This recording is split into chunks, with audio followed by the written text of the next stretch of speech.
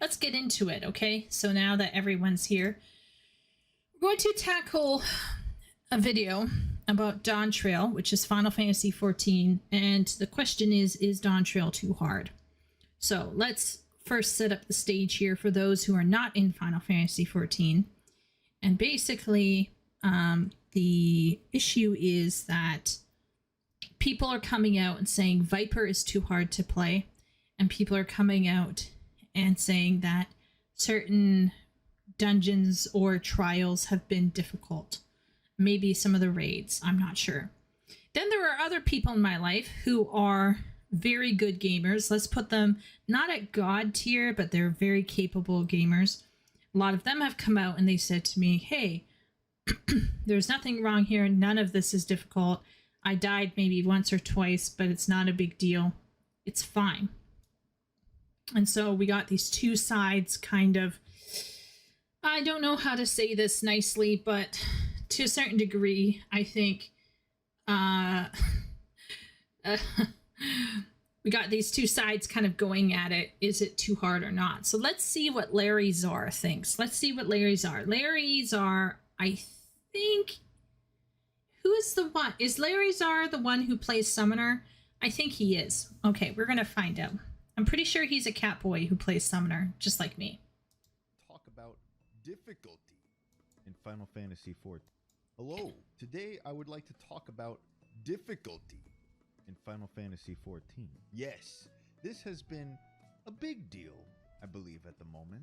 It's been a discussion that a lot of people have been talking about, and I think I would like to weigh in as a resident grandpa of Final Fantasy XIV. First of all, I would like to preface this with, I am a washed up raider. Yes, it is true. I don't raid hardcore like I used to. I've gone to the mines and I've come back, retired, never to be seen again. I think I'd like to start with defining what is casual and what is hardcore. Casual to me is what I am, really. I'm casual. Even though I play a lot, right? I'm still casual because casual is a mindset. The difference between casual and hardcore is not hours played, is not skill, is not difficulty of content that you do. It is your mindset. I can go raid, I can go do ultimates, but I can be casual about it. I can go in there and not care how long it takes me to do it. As long as we're having fun as a group, it's a way to hang out with our friends. That is casual to me. Hardcore on... I like the fact that he begins here with a definition. There's nothing more annoying to me than someone coming out and saying, hey, I want to talk about this or that. And it's, for lack of a better term, they're just throwing, stuff around. So let's put out here, this nice little notepad. As you know me, I love me some notepad. We're going to put in here, casual is a mindset. Okay. Not related to hours played, skill level, etc. Do I agree with this? I like this. I kind of like this definition a bit more than other people, because I think a lot of people equate casual with not playing often. And there are tons and tons of people who live in Final Fantasy XIV and never raid. So I don't think for Final Fantasy XIV, this is linked to amount of time played. Skill level, maybe. I could in my head, kind of mentally imagine a kind of a skill level being involved. And this is where I think just talking about it in terms of a spectrum of casual to hardcore is a mistake. So everyone has seen this before. Where's my paint? How I do it, how I talk about it, how I think about it is not actually thinking about it in terms of, let's do a brush here.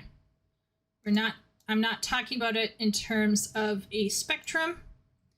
I like to think about it as being, oh gosh, I can't even draw a straight line. Okay, it's a Y. It's an XY graph. Okay, folks, it's an XY graph. This is the reality. This is how you should be defining yourself. None of this, like, let's make it 16. So up here, down here, we'll put lots of time.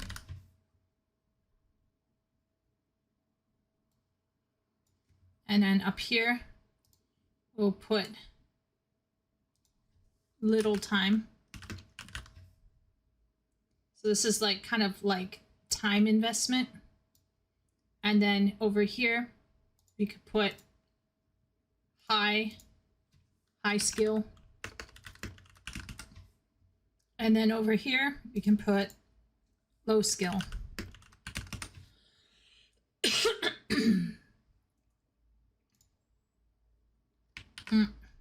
Let's do this. Low skill. Ah, cancel. Oh dear. My Kingdom 4 level 16 font. Okay. So here we go. So for example, I don't spend tons of time, and I don't think I have a high skill. Naturally speaking, I have to practice a lot. So I would put myself here. Right? Now, if we were going to put ourselves into a quadrant here, so we got quadrant 1, we got quadrant 2, we got quadrant 3, and we got quadrant 4. Where would you put yourself, chat? Where would you put yourself? Let's see. Let's see the numbers. Let's put yourself in the quadrant. And then let's put X being out here more and Y. So are you 1X, 1Y? Are you 2X, 2Y? Are you 3X, 3Y? Or are you 4X, 4Y? So where are you? Let's see what chat is.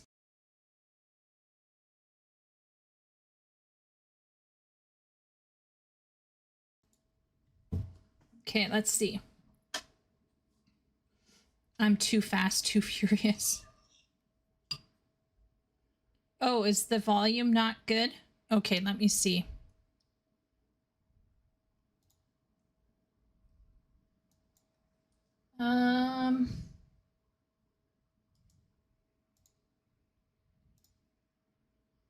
I'll push this up a bit.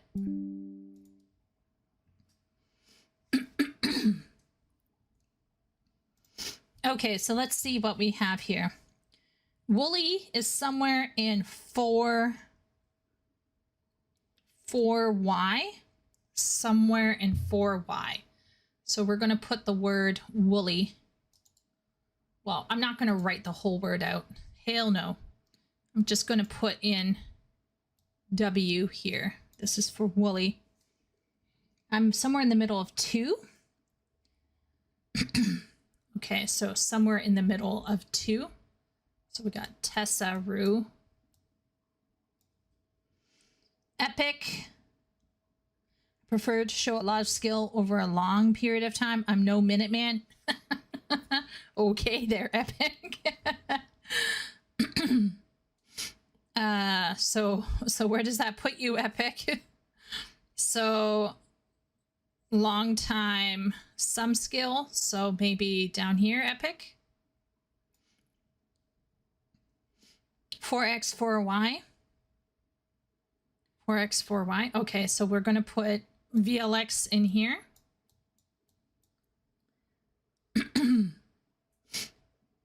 Anyone else? Murokos, where would you put yourself? Party. Is Party in here? Shay. Okay, so Shay has lots of time. Medium high skill. So let's put Shay at lots of time. Medium high skill. So let's put Shay over here.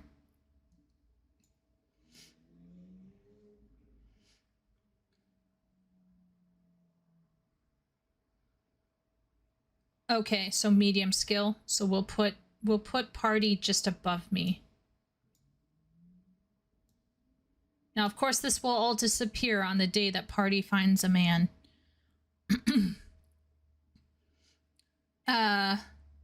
People are reporting jungle warfare.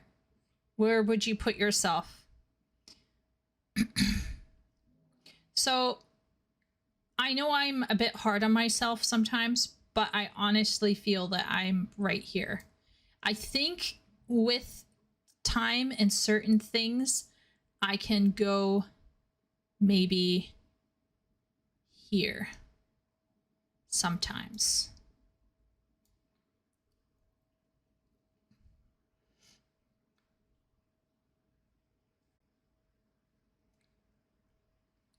So, yeah. So, okay, so we got some people in here. So this is how I would do it, right?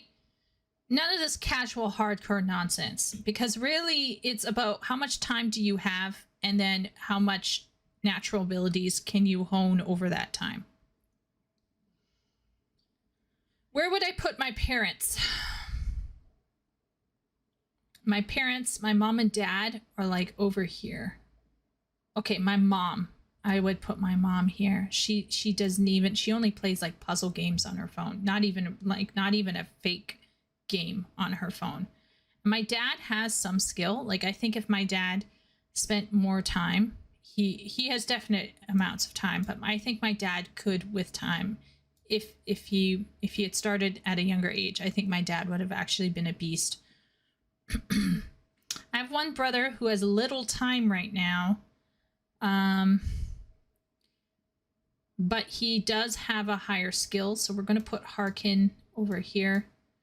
I have a plebeian brother who has some skill, but little time. I'm going to put Anakin here. Tickler spends more time gaming, and she plays Fortnite, and she gets in the top 5 regularly. So I think that's pretty good, right? I'm going to put her by Wooly. I'm going to put her right by Wooly. So that's Tickler. Right here. Jungle Warfare is 3Y. Okay, so Jungle Warfare is with me. That's okay, Jungle, you and me. Ben is to the right of TR. Okay. Steam. Where are you on the little time, lots of time, low skill, high skill? We're getting rid of this whole bullshit of like hardcore casual fake spectrum. We're going for a four prong XY coordinate. Let us know where you place on this graph. We have 1, 2, 3, 4, and we have X, Y, X, Y, X, Y, X, Y. So are you 2X, 2Y, 3X, 3Y, 4X, 4Y? What are you? A bit further? Bit further what? Bit further east?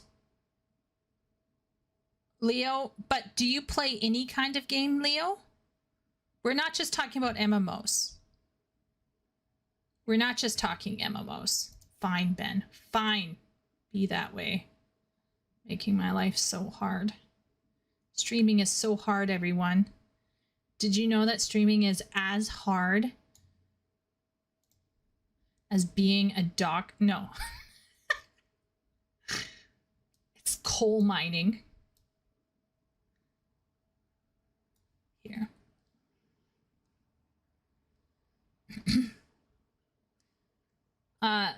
Leo, if you play like COD, is that a DSP quote? Dark Side Phil. Has anyone here seen It's a Gundam ragging on Dark Side Phil? He did this whole like Dark Side Phil breakdown that I watched. It's kind of like, okay, so for 1 year I lived with my grandma, and she was always watching reruns of her favorite shows like the old Hawaii 550 or whatever.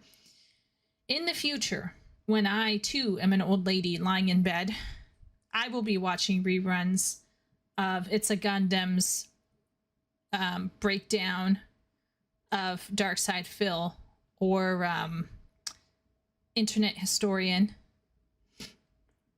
Seth Zentek. Okay, so Leo, you play a lot of games. How well do you play them? How well do you think you're playing them? This is self-assessment here, okay? No one's judging anyone here.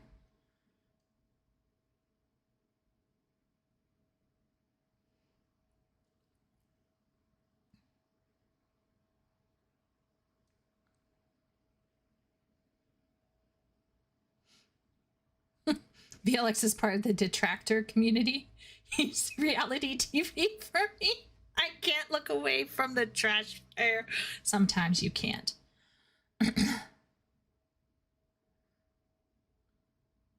Into lots of time. Okay, so we're gonna give Seam, because he's a game developer, surely he knows games. We're gonna put him right here. For Y as well, for Jonathan.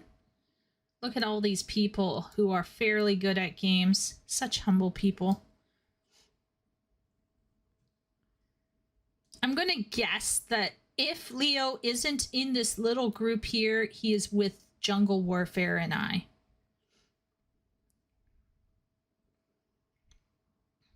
Okay, so this is where I'm saying, right? This is where I'm saying, like, so many people talk about hardcore and casual. Does it mean spending lots of time and having lots of experience, or is it about skill? And I think it's actually a bit of both. I'm a humble gamer. Rufus, where would you put yourself? It looks like a bell curve. Yes, if only I was smart enough to know how to curve the bell. VLX. If I was going to, I wish paint had layers, because then I would take a risk. But I feel like there's definitely more people in the center, isn't there? Okay, and play them above casual. Okay, so let's put him in high skill, and let's put him with the rest of the trash fire over here. Leo's going in here. So I go in between here. I personally think over time I have improved. I believe I have improved. But as everyone saw when I was playing Dawntrail, I still die a lot. Okay, and so when people start talking about casual versus hardcore, I think I have a very unique position, because I am definitely ambitious, and I don't think I actually have a casual mindset. I beat myself up a lot when I make mistakes that are stupid. But at the same point in time, I recognize that I don't have natural spatial awareness. I am kinesthetically disabled. So yes, the discussion right now, Steam, we're watching Dawntrail is Not Too Hard by Larryzaur. And like most content creators, Larry, I'm not throwing shade on Larry. He has the really cute cat boy. He's a summoner cat boy, okay? So no shade on Larry. But Larry is falling into the trope of talking about hardcore versus casual. And I just want to put out there that maybe we can think about it a little bit differently, as not just being a question of time or not just being a question of skill. However, I do like the fact that he's talking about it as being a mindset. And I actually really like that concept of it being a mindset.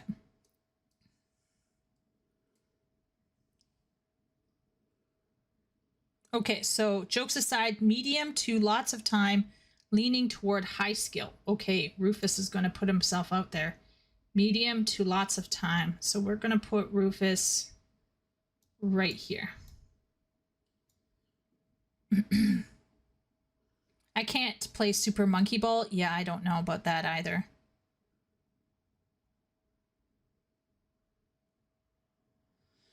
Yeah. So I'm widening this to include people who might not be playing MMOs like Leo. But honestly, I think MMOs can get a little, let's all admit it here, people can get a little bit shitty in an MMO. Because the MMO is kind of like the world. And we all share it. And we all have to live with each other, whether we like each other or not. So let's continue and find out how he defines hardcore. Okay, let's find out. On the other hand, would be something like, the new raid tier just came out, and guys, we got this schedule going, make sure you eat. And I mean real food and sleep. Get your rest, because we are not sleeping for the next 3 days in order to get our week 1 clear. That is a hardcore mindset. Not because they're going to be raiding for a long time, but because they're going in with the express goal to kill it as quickly as possible. Now that I have said that, it is possible for a casual and a hardcore player to enjoy all different types of content in this game. Hardcore and casual can enjoy ultimate raids. Now, conversely, you could be hardcore about... So this is remarkable. The paper tablet created for people who like to take notes. It even feels things that aren't difficult to do on a skill level. For example, doing relics. You could be hardcore about getting relics, right? Relics take a really long time to get. And so you can be a hardcore mindset of, I'm gonna do nothing but relic grind for the next month. And I wanna do that because I love relic, right? That is hardcore too. And now in summary, my thesis states that if you consider yourself casual or hardcore, it does not matter when we're talking about the difficulty of content. You decide your mindset and you decide how you feel. So, that said, Dawntrail content is at a perfect difficulty. And I'm saying this as myself, a washed up raider and now super casual player. I just play to have fun because it's a game. And games that have battle content, by the way, are fun with a healthy dose of challenge. You know, there's the extreme version of that, which is, you know, Dark Souls type of stuff, right? Like that is super hard, and that's the point. This game isn't meant to be super hard unless you want that. There is content for that challenge. But in general, the things that are supposed to be done by the general player base, you still want to have a bit of healthy challenge there. Otherwise, it's boring for everybody. Being able to just go into a dungeon and face roll it without thinking about anything is not engaging gameplay. Now, you may... Okay, I first want to come out and say I actually really agree with him here, okay? I'm just very scared to get started talking about this because I want to make my own video about this. But essentially, I agree. Dawntrail is not, so far, too difficult. Did I die one time in a solo duty? Yes. Or did I die twice? Chat will tell me. I don't know. However, I died once or twice in solo duty, and I died 6 times in the dungeon with NPCs, and I died, I'm trying to think, once in the trial. Okay. So for the dungeon disaster, shall we call it, general disaster, I died twice in mob instances, or was it in the first bosses? I forget. But the 4 times I died fighting the final boss. And let's talk about that, because obviously I think chat will know I was kind of beating myself up toward the end because I felt like I was making a stupid error every now and then, and it cost me. And I was playing Summoner, which is the most brain dead class you can play ever. This is not intended to be difficult, and it's not intended to be crazy. However, even though I was struggling, as I have been, I've been struggling with solo duties. Like the first time I go through a solo duty, I always struggle the first 2 or 3 times. I've been struggling with the solo duties since Stormblood. So Stormblood was where things started getting very difficult for me. And I've never pressed easy. I've always just died and started again as normal. I don't like going easy on myself. I just know I need to learn. I need to prog the solo duty fight. But there are people out there who I think have been consuming too much mobile game shit, and they just want to mindlessly press 3 buttons. And the idea of pressing more than 3 buttons in the correct order at the correct time while dodging mechanics, it's just too much for them. And it's no longer fun because it's no longer brain dead, because they've been trained, not just by mobile games, but also by Final Fantasy XIV itself in Shadowbringers and Endwalker. Although I have had the most difficult experiences and had the most toxic experiences in 14 dungeons in Shadowbringers. Specifically, for some reason, those dungeons, I don't know. But all this to say, I think there are a lot of people out there who come in and just want it fed to them like pablum, and that's not fun. That's not actual fun. And I think everyone who has their head screwed on straight knows that. And if you do lack confidence, if you know that you're a slow learner, if you know that you're going to die a ton of times, 14 is one of those games that gives you a chance to run it with NPCs so you don't feel terrible if you're messing up someone's time because you're dying forever in a day.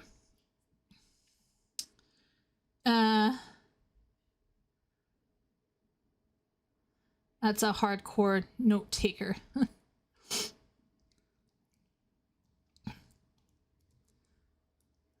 I know a ton of people who love no challenge in WoW. Apparently, Shay, those people are coming out in 14 right now. But I think what he's saying is your average player enjoys a bit of challenge. We're not talking about Elden Ring levels here. We're not talking about ultimates or extremes or anything. He's talking about predictability. That being said, WoW is a whole other thing here, right? That is a whole other thing, because WoW has different ways of handling mechanics, and WoW has, although people have told me that you no longer need as many add-ons to run WoW, from what I understand, if you want to do like Mythic something Mythic Plus, I think there is some expectations from people that you can do certain things. And so once again, the way things are set up in WoW appears so far to be a bit different in terms of 14. 14 is an example of things getting a bit too safe, perhaps. However, for some people, Endwalker, for example, was very, very easy. Look at Tessa. Tessa's like, we're bored of Endwalker's in-out stack spread copy and paste mechanics. So for people like Tessa, who are very awake to physical experience, who probably have better reflexes, who have more natural abilities, Endwalker was probably a bit of a snorefest. For me, I did not run any of Endwalker with anybody for the first couple tries because of the struggles I was having running the content, the basic MSQ dungeons, not even the hard ones. I never cleared. I tried to do. I can now say it because of. Wait a minute, is Sim in chat? I hope he's not in chat. Sim, run away if you're in chat. Or just like, mute for a couple seconds. I tried to clear Endsinger Extreme, and I could never clear it. We ran out of time and the group didn't want to go back and try again. And part of me is, how can I say it? Part of me felt like it was partially me, because there was just this one mechanic I cannot clear. Like, I cannot get past it. It's definitely interesting how many different perspectives there are on what defines hardcore. I wonder how many people in the comments consider themselves as casual players, because to myself, I would consider nearly everyone even engaging in the conversation, watching it, on a level more hardcore than casual, compared to a lot of other casual people who don't bother thinking this far. Ooh, good one, Steam. So let's pretend, okay, let's pretend I could make a 3D model. Let's pretend I could make a 3D model. It would be fascinating to see if we had a 3D model going this way, right? And this would present a third dimension, which would be a community awareness, right? So this would be no community awareness, and this would be lots of community awareness. So yeah.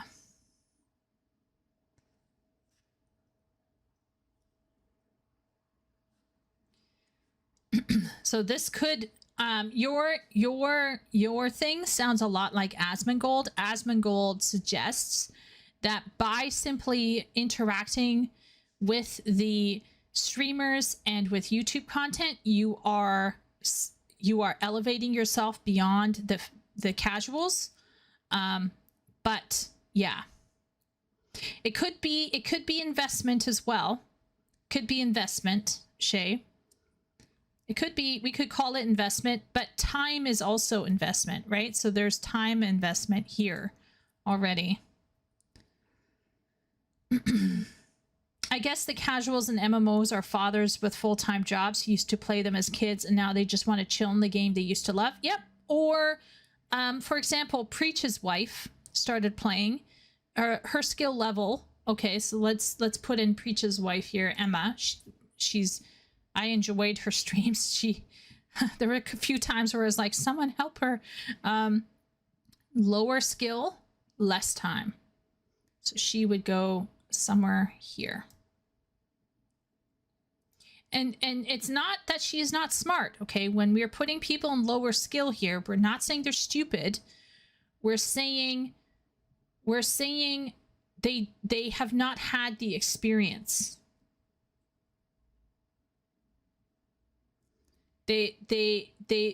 She's just simply not had the experience. That's all. There, like, over time, she could totally drift this way. Absolutely. Or even this way. I think right now, like, as of when I was watching her, she was over here. Like, she was struggling with the camera and everything. But this is generally, I think, the path that people take. Zot was a nightmare. Oh my gosh, Mirokos, the final boss in Zot, I died so many times. I consider myself medium hard to hardcore capable and casual by choice. A medium hardcore collector, a hardcore AF RPer, but not a para RPer, Shudder, and a hardcore WoW player by time spent. Yeah, Shay has clearly thought about herself quite a bit. I'm an ambitious one, for sure. I have ambitions, but it takes me a long time to get there. Is difficulty and challenge alone what defines hardcore? I'd say highly unlikely. Well, this guy here is talking about mentality. It's about mentality, about how you approach it, right? So his idea is that casuals could approach very difficult content, but they're not coming at it with like, we need to be perfect. We need to get it done now. 0 mistakes, right? Like, it's more laid back and more chill, right? And another thing that I think a lot of people, when they're talking about this, they're not considering personality as well. I think some personalities tend to be way more intense and demanding than other personalities. I think some people by nature would approach their job, their family, their relationships with this hardcore or this casual mentality, and it leaches into their gaming as well. You know, that's just a fact. So he's talking more about mentality. So for him, hardcore, once again, it's a mindset. So we'll say this is a laid back, chill, at your own pace. This would be another mindset would be I don't want to use the word aggressive because that's not fair. Intense, intentional, driven.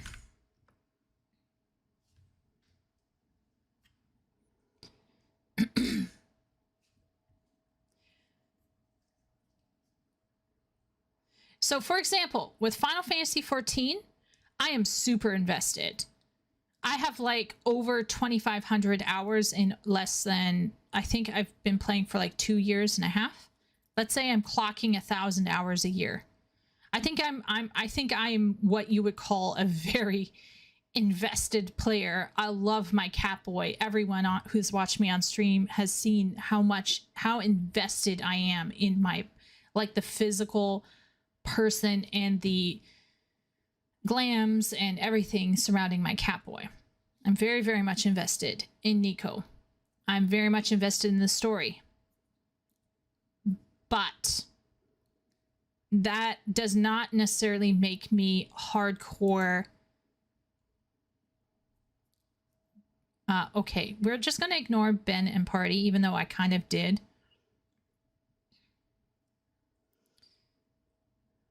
Yeah, Epic is super invested. I consider myself to be highly invested, but I would not call myself a hardcore player. But I do sometimes have a bit of a competitive spirit that I keep in a box, in a Pandora box, and it comes out when I start failing at something. And when someone says something about my performance to me, even if they're right, it makes me dislike myself more. So I have to be very careful about how I handle myself. Like, it's a self-regulation. I have to regulate myself, because otherwise I start taking it too seriously. If people are like, oh, you're shit, I will spiral. And I don't like it when I spiral. So then I have to, like, tell myself to get a grip. I have to walk away. I got to go touch grass. I got to be like, you know what? This is just a game. It's going to be fine. But inside... but inside, I'm just, like, seething at myself and the other person. I'm highly invested, but I'm not a hardcore player. Yeah, Miro Coast, exactly. I think there are tons of people who are heavily invested, but I don't think that makes them hardcore. So once again, this is a tough definition, but so far I do agree he's right. I don't think Dawntrail is too difficult. Have I died lots? Yes. Does it mean it's too difficult? No. It just means I got a little bit of a curve where I got to learn. I got to figure things out. Like, nowadays, I can run Mount Gulg, and most times the tank will not die under my watch. Recently, the tank did die, but the tank told me it wasn't my fault. It was because the 2 DPS didn't use a limit break on the mobs. So it wasn't my fault. So, yay. But, yeah. Okay, so let's keep going. So far, I like what he's saying. May think otherwise, and that's okay, right? We can agree to disagree there. The reason I wanted to preface about casual versus hardcore, and it's actually just a mindset, is because how you view challenge is also a mindset. You can go into a dungeon and wipe, and that's okay. Nobody's gonna be mad at you. It's fine. Everybody has to learn. It's one of the greatest things you learn from... He says that. He says that. Okay. But let me tell you. People are like, yeah, Final Fantasy XIV is a very accepting community. And, you know, it's not as toxic as WoW. That's true. It probably is not as toxic as WoW. But for some reason, I've had some fairly fairly interesting fairly interesting experiences, okay? Because there's a level of acceptability, okay? So let me talk about that. Let's talk about levels of acceptable suckiness, okay? So die one time. Most people think fine. That's, you know, everyone's like, this is fine. You're fine, right? A-holes will hate you. Okay? Fuck them. They can go die in a hole. If you die 2 to 3 times, most people will be fine, but the small dick energy players will hate you. And many capable players will hate you. They will dislike you immensely. Okay? Now, what if you die 4 to 7 times in a dungeon? Okay, this is everyone will hate you. Except me. Except me. Okay, so recently I played, we battled Endsinger, and I went in as a white mage. So I was doing healing. It's been a while since I ran it. I died, I think, 2 times. There was a bard in that trial who died at least 10 times. Okay? I did not leave that trial hating him or thinking worse of him. I was just like, oh, there he goes again. You're gonna have to wait a bit. My man is dead. Right? Woolly exasperation is not hate. No. But I'm talking about hate. I'm not talking about exasperated. Right? Exasperation is not hate. You're absolutely right.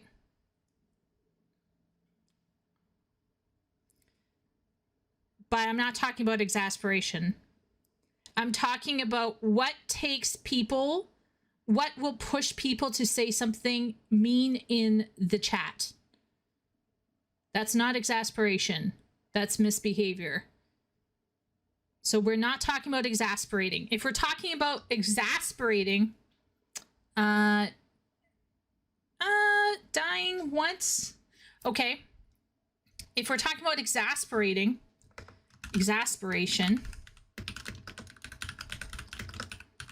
that's different.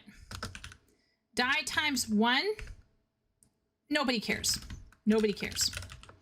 Die times 2 to 3, the a-holes at the top will be exasperated. And no, I think a-holes would still make a comment. No, they're just bad people. Let's put... Most people would not care. Dying 2 to 3 times. Some people will be exasperated. Usually, like, the people having a bad day. Stuff like that. They'll be exasperated. Dying 4 to 7 times. SD people, most gamers, and die times 8 plus most everyone. Like, if you're dying incessantly, even some people will be exasperated. But I'm not talking about exasperation. Exasperation, people keep it to themselves. People keep it to themselves. They'll shout at the monitor. Party will shout at the monitor. People will shout at the monitor. I'm not talking about that. I'm talking about people who say things in chat. People who say things in chat. I'm invested if the writing is good, but I guess that's most virginal gamers. No, that I get that, Leo. I'm more like that myself. If the story grabs me and if I care about my character, then yeah.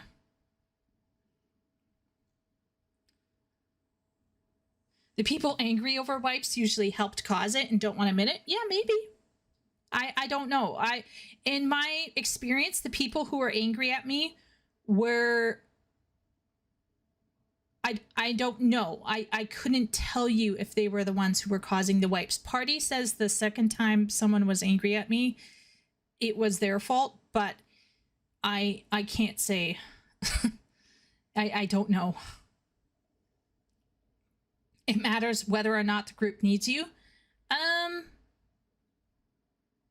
I think you have a point there. I think if you have a failing tank or healer, that can definitely impact the exasperation slash extreme dislike slash hate. No one will give a shit if they're capable of soloing the place. Yeah. There are online games that are impossible to get into as a beginner because of the gatekeeper hardcore incel virginal gamers like Dota. I dare anybody here to go and try it. Yeah, I don't want to do that.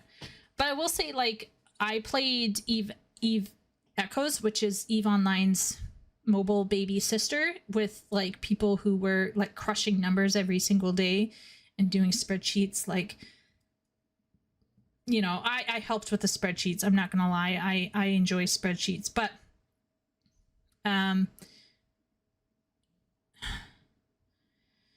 because of the way that game is played, most people wouldn't go after you.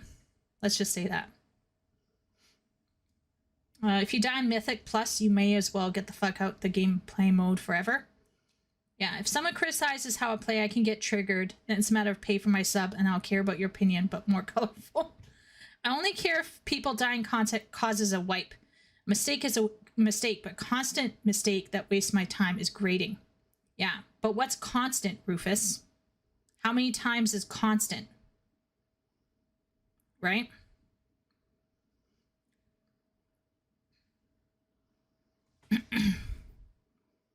How many times is constant? Because I died in a dungeon 4 times. 6 times. How much is constant? 3 times back to back? Oh my gosh. Yeah, so this bard, I swear he or she probably died at least 10 times in a single trial. That's like what, a 10-minute fight? I think it was a 10-minute fight. It's not a long fight. It does feel a bit long. There was a lot of different people dying. Once again, I died at least twice, maybe 3 times. To be honest, even many deaths can be forgiven if it's in a fight that's well known to trick you into death. Yeah. Strongly worded suggestions is common after wipe, not full on flaming in my experience. Yeah. I've experienced someone leaving a dungeon telling me that they are blacklisting me. And another one left the dungeon and told me I was a shit healer. Yeah. I've experienced the dark side of 14. Now, once again, this is not exasperation. We're not talking about exasperation here. Okay, we're not talking about people feeling upset. I'm not saying you can't feel upset if someone is constantly dying and doesn't seem to want to learn, right? We're not talking about that, right? We're talking about people who are being, you know, who are being verbally not kind in chat. Let's just say that. We're not talking about feeling exasperated. I think it's totally fine to be exasperated with somebody who is holding the whole group back because of them being obviously lazy or standing in puddles on purpose because they are greeting or not doing a very basic mechanic, right? Like that. Obviously, we're not talking about guiding someone or telling someone how to improve in a specific, situation. We're not talking about giving tips or hints. Okay. We're talking about people who are being verbally negative when maybe they didn't have to be. What if you go off in chat every time some asshole says something to someone else in chat, asking for a friend? Yeah.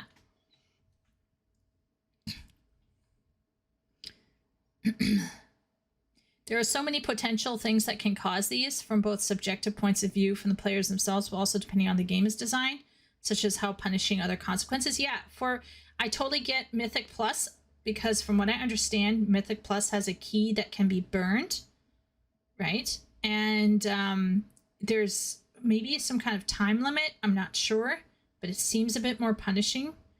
Whereas 14, though, if you're in a dungeon, what are you doing? I can solo dungeons as a tank, so healers dying doesn't faze me. Yeah. Although Party and I had a situation where a tank tanked the final boss all on their own for 15 to 15 minutes. We were so mad. I hate that. I get angrier when I'm healing. What is the maximum amount of wipes you'll typically have in 14 before you get generally upset and don't want to continue with the group? Yeah. How many amount of wipes?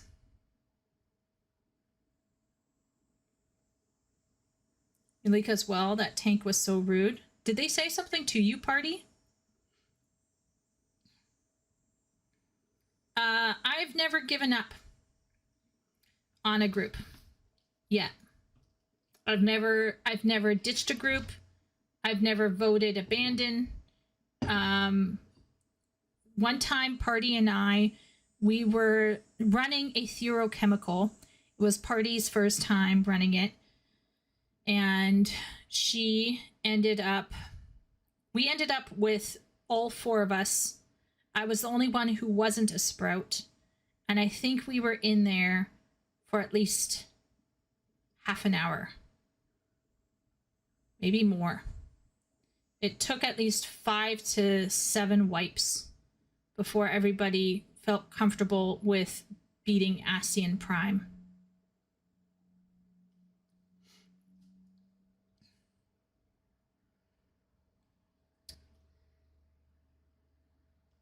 I'm much more forgiving, though, and it does get on my nerves when people get unnecessarily mean to less skilled players. Yeah.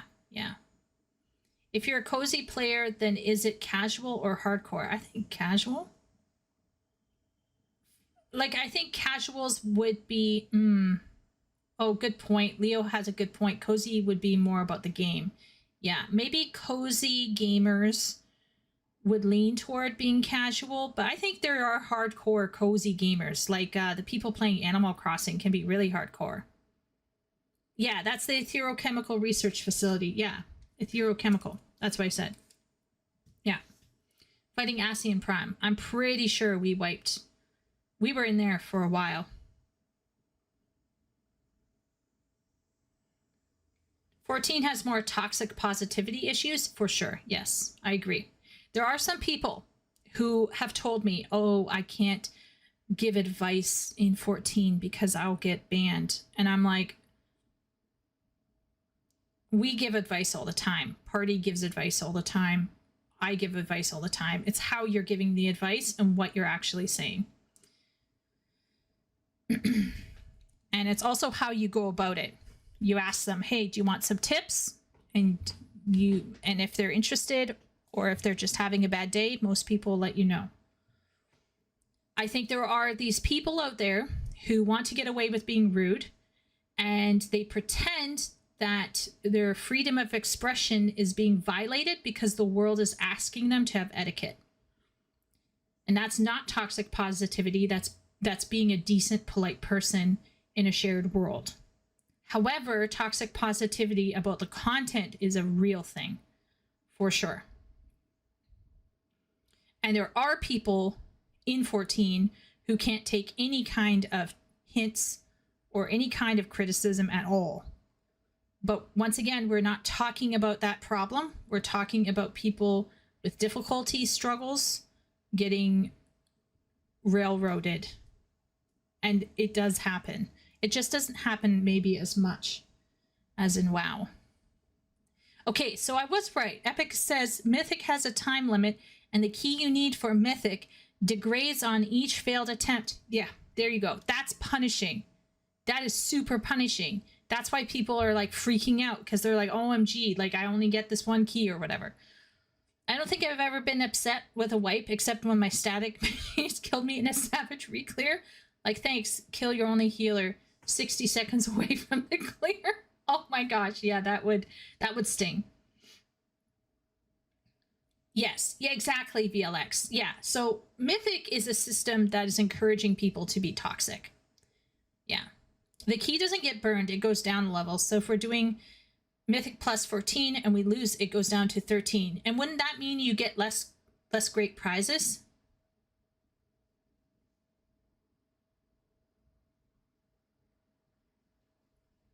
Oh, yeah. The tank that was soloing was in Malik as well. Yeah. He was like, yeah, I just wanted to see if I could. He didn't even tell us. We had to sit there for ages. We were so mad. Yeah.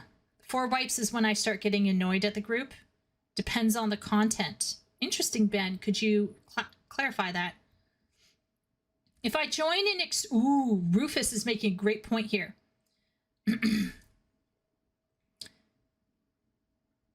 An important thing to keep in mind is expectations. If I join an extreme farm, then one mistake is fair enough. But when we're 3 wipes in, then it's not a real farm, as it's a thinly veiled carry group. I agree. Clapping for Rufus. Okay, and that is why I never join a farm group. So I cleared P1S, P2S, P3S, okay? Even though I never successfully cleared an extreme, I was like, I want to try the Savage Raid. I love this whole thing. I want to try it. Okay. I have never joined a farm. The few times I went back to do reclears just for fun, just to like keep my hand in, I would always go in with a learning group. So I was like, this is a reclear for me, but like, I just want to see if I can still do it. Right? I would never join a farm, because for you to be in a farming group, I 110% agree. You have to be able to do it with your eyes half closed, asleep with your feet. Groups tend to give 2 to 3 wipes before the group disbands in higher end content. Yeah, and it might depend as well on the situation, right, Jonathan? Like, for example, when I was running, so I cleared the Pandemonium stuff in Party Finder. And so you went in knowing that we were going to die multiple times, and it was totally fine. Most people were fine. I had actually less issues running Savage tier content in Party Finder than I have in dungeons. And I think it's because the amount of time you spend in dungeons is so much larger, like longer. So you're going to have a higher chance of getting someone who's really crappy, whereas I think a lot of groups figure out a way to eject issue members from their group if things start going downhill in a Savage prog. I think this happened a decade ago, but a Dota player got angry at one of his own group, and they lived in the same city, so they found themselves on Facebook and beat the shit out of each other. Holy crap. That does sound a bit like EVE Online though, right, Leo? Like, haven't there been situations in EVE Online where people would like fuck other corporations over, and they would meet with members in real life and turn them, and then like there would be like all of this like skulking and daggering kind of in the shadows?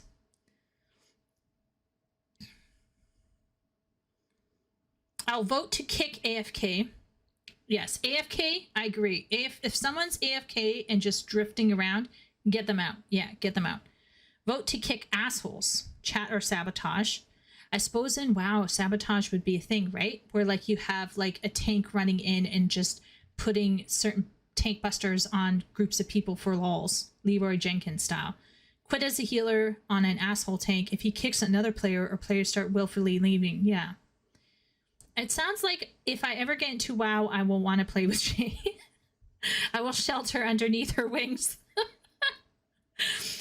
Toxic positivity is an issue in 14, yeah. That's hardcore with some mental illness sprinkled around. Yeah. Hey, let me give you some advice. You're shit and you suck at everything you do and should pick a different class or get good. At what point is being bad at a team game becomes rude and considerate to other people?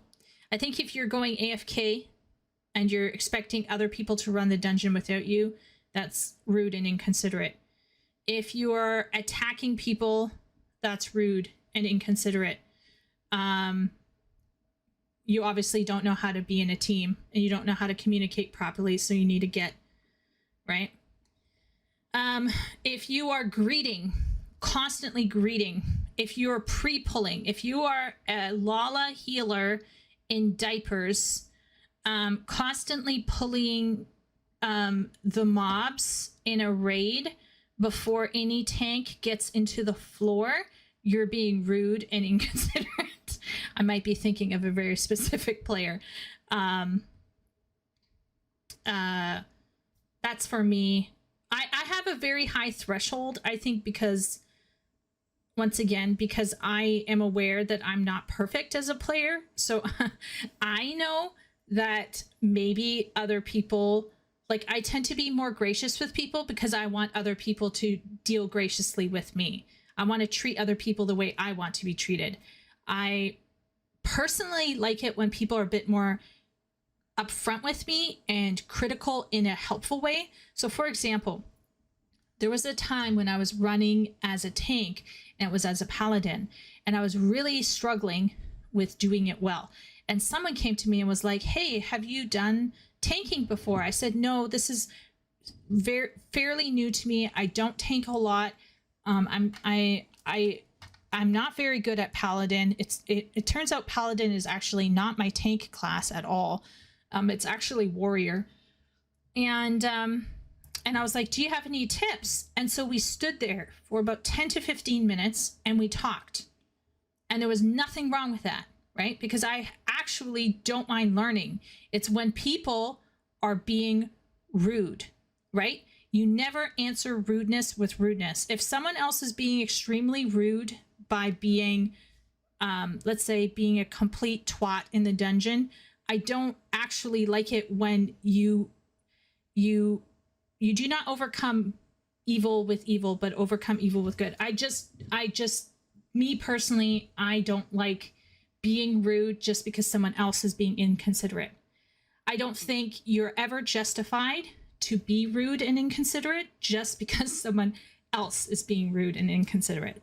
That's my personal conviction. That's my opinion. There are other people out there, of course, in chat probably, who disagree with me and who believe that you can be rude and inconsiderate to other people if they are being rude and inconsiderate. And that's, of course, that's how you want to run it. But personally, for me, like, whether someone is not, let's say someone is not doing mechanics on purpose, they're greeting, they're pre-pulling.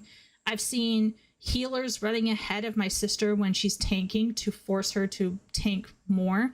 I've seen tanks pulling too much at some times when their healers are clearly struggling and not using their mitigation properly. I've seen DPS pulling more than the tank was willing to take because the DPS wanted to rush through the dungeon. I've seen lots of people behaving rude. I've also seen people dying for very stupid reasons because, let's say, they decided to get up and go away from the keyboard to grab something or do something and they didn't tell anyone that. So let's say some tank goes in, We've also had situations where party will be in a cutscene and the tank will start pulling the boss and won't even care in a dungeon if she's watching something, which I also consider to be rude and inconsiderate. But at no point in time, being rude and inconsiderate is never justified. Canadian propaganda? No. No, that's a personal conviction. Has nothing with to do with being Canadian. Canadians can be very rude. You should come and live here sometime. Can definitely be very rude. For sure. And once again, I can also be very rude and inconsiderate. But I'm just saying, I think it's very obvious when someone is being rude and inconsiderate in the dungeon. I just don't think that means you should be rude and inconsiderate. And that's my personal opinion. Nobody likes being misled or duped by others. Learning parties and Party Finder are always super chill. Yeah, Tessa, I think if you go in with openness and you're willing to learn and you know your basic rotation and you've watched a couple videos, like some people... Oh, speaking of rude and inconsiderate, I'm reminded. Okay, so I went into Party Finder. We were progging P2S. And in the Party Finder dialogue, it said, hey, we want you to watch a video. So before I went in, I went in and I said, can anyone recommend videos? And they recommended Hector, who does like the diagrams. And then there was 2 or 3 videos that I could watch. So we watched these videos. We talked about strats. We talked about who was playing what class, right? It was all very fine. We needed one more player, and it had been going on for some time waiting. And this player comes in and was like, I don't want to watch videos. I want to run it blind.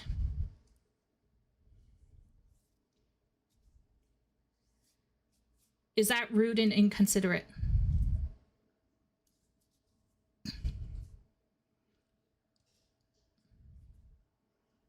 Refusing to watch videos when the party specifically requested to watch videos.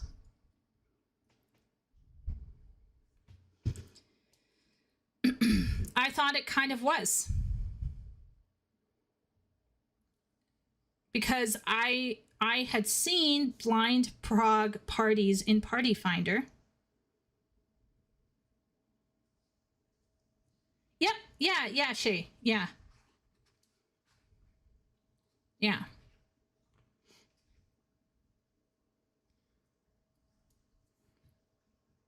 Yeah, so, yeah.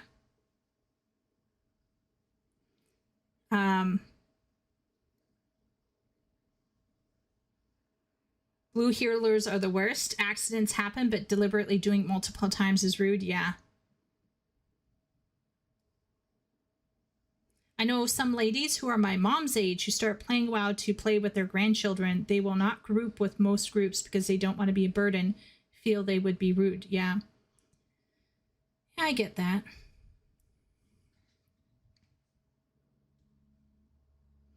I hate when non-tanks pull. It's a huge pet peeve. Yeah, it's like just run a dungeon as a tank. I've had 2 green DPS and it's not fun at all. When DPS are just like sitting around on their hands. Can't you use an AoE? There's an AoE there. You got an AoE at this level. The amount of times I've let a few too eager healers pull things nearly die just to save them at last moment. A lot of time they stop afterwards. Yeah. There was a tank that kept... Oh, what were they doing? No, it was a DPS. Kept pulling ahead of the tank. And the tank and my sis and I just stood back and watched the healer try to hold down a mob in Stone Vigil. Like a group. We're like, let's see if he realizes.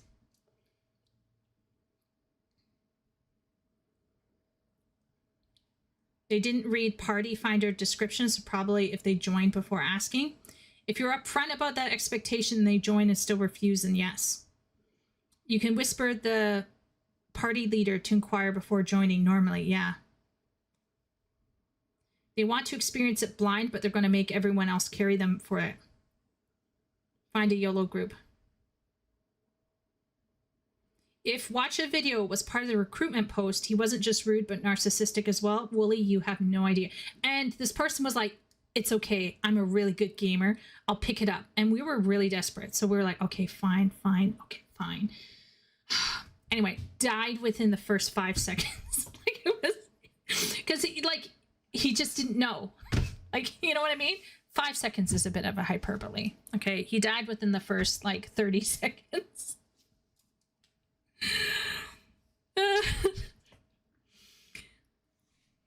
Yeah. Yeah.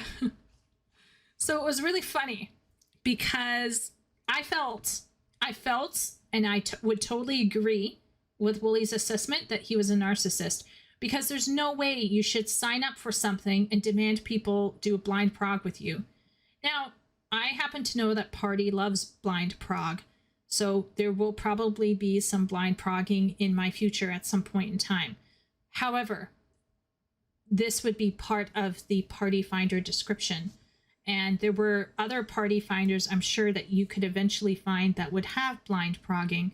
So anyway, it was just, I felt like that person, because they died more times than we had by that point in time, like he was dying, or she was dying more times than I was dying. So it felt like, to me, like they should have watched a video. Because that was what the group requested, and he was holding the rest of us back.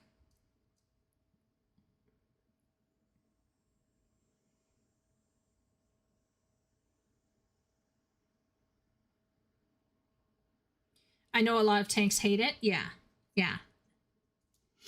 It depends on the dungeon for me, actually, Epic. There's some dungeons, and it depends on the tank I'm running or the tank I'm healing, right? There's certain tanks, as a healer, there's certain tanks that are more difficult, and I don't appreciate. Let's say I'm running an early dungeon with a Dark Knight, right? Who's new, who has a sprout icon on. It's their first time, right? And someone's going ahead and pulling. Get out of here. Stop it. Let them go at their own pace. If you want to do it faster, you can tank the next dungeon you run. And I'm not the tank. I usually don't tank. But yeah. I actually feel bad that automated looking for group and WoW does not support all DPS groups. That's why we get DPS pulling for tanks. Oh, interesting. The grand scheme of things, it wasn't a big deal. Pull off of them isn't difficult. It just makes the pull a bit more messy than it needs to be. Yeah, it's harder to round everything up. Yeah. I think what happens is some of the sprouts, especially Dark Knights, feel really squishy as a healer at certain levels. And so it's just a bit more difficult. Anyway, let's keep going. Let's see what else he says. We're going to go back here and still say, even if I'm coming from a more casual perspective, Dawntrail's not hard. It's about your attitude and whether you enjoy a challenge, a little bit of a challenge. It's not even that much of a challenge. I died 6 times. That's 14 times less than Tree Sentinel. From doing some of the more challenging content. Like, it's not even an it's not of your business. Oh my gosh. Is here.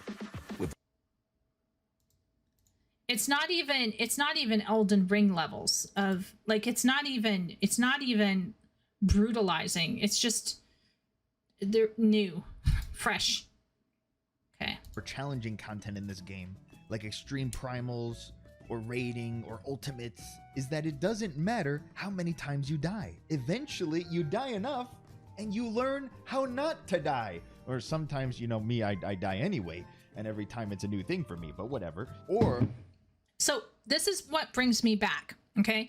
So Zeppela was talking about it, and the way she was talking about it, she was saying, like, I was running the dungeon with some sprouts, and they died a couple of times, but each time they died, they seemed to learn from it. The problem is, like, some people learn a bit more slowly, and maybe they'll die at the next mechanic. So it's just, like, sometimes some people are not going to be as intuitively in tune with the physical experience of playing the game as other people. And so there is, I still hold to this, there is a threshold where most people are fine with you dying 2 to 3 times. But if you start dying more than that, many people will start getting, maybe not saying hateful things in chat, but they will definitely, you know, get exasperated. And if you keep your exasperation to yourself, I don't care. But if you let your exasperation leak into impolite language, then I think that's not helpful. Because it doesn't mean that they aren't trying. It just means that they aren't as good as you naturally. We're not talking about the people who aren't trying. I think we all know who toxic, terrible, inconsiderate, narcissistic players are. We know what they look like. We're talking about people who are genuinely trying, but they are learning at a slower pace. And therein lies the issue.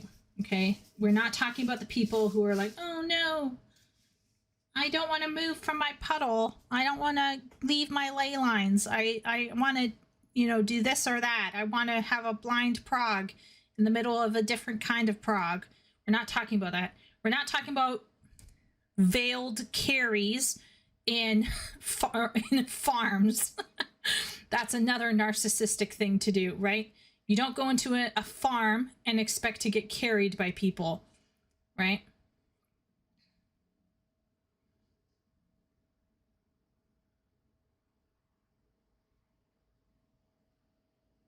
Does it matter that you cleared the raid or that you finished the raid? Ooh, Ben has walls. Does it matter how fast you clear the raids or that you finish the raid? To hardcorders, it matters how fast you clear the raid. Yeah. Yeah. I think hardcore, if we go back to the mindset belief, hardcore people are intense, intentional, and driven.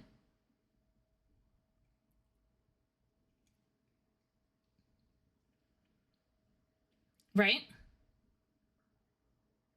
There are people who feel like they're being held back if you die too many times. Because remember, in 14, if you die, you get a damage down debuff. And that will slow down overall. Like Endsinger, I think, took longer than usual because a lot of DPS died. And we lost a bit of our DPS. Right? So like in 14, I'm not sure about WoW. WoW players will have to tell me. But in 14, if you die, you get a DPS down debuff. And that will string things out further if everyone starts getting it. And for some people, that is terrible. Their day has been immeasurably ruined. The 8-minute raid became a 12-minute raid or 15-minute raid. And this is just terrible and not acceptable. Right? And those people, I think, would more likely come from the hardcore spectrum. Possibly. Or I kill my whole party, and you know, then I'm like, I'm a mechanic. The people in your party is a much more difficult mechanic than the rest of the fight, you know. But I digress. It is okay to learn. It's fun to learn, and all you do is just you wipe and you start again. And that. Okay, it's fun to learn. I 100% agree. I dislike these people who are currently going onto the forums and who are going wah wah wah on the forums because they died a few times in the dungeon. Okay. Number one, you can always run with trust and not bother other people if you're really worried about bothering other people. Number two, just because you die a couple times in a dungeon when you hitherto haven't died a lot doesn't mean that you're failing. It just means you're learning.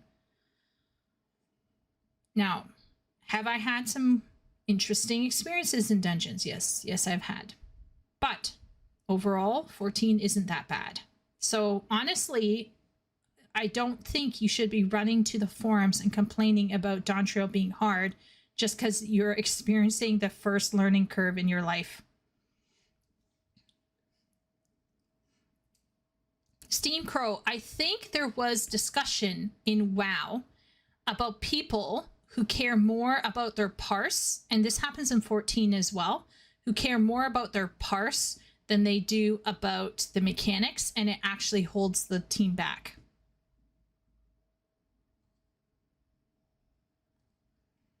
Well, if all you have is 60 to 90 minutes of recreation a day, extending trivial content by even 5 minutes will feel worse than it is. Yeah.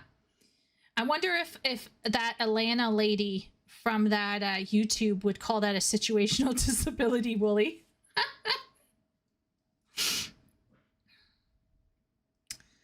I wonder. And the only thing, Wooly, is that let's say you're talking to someone like me, right?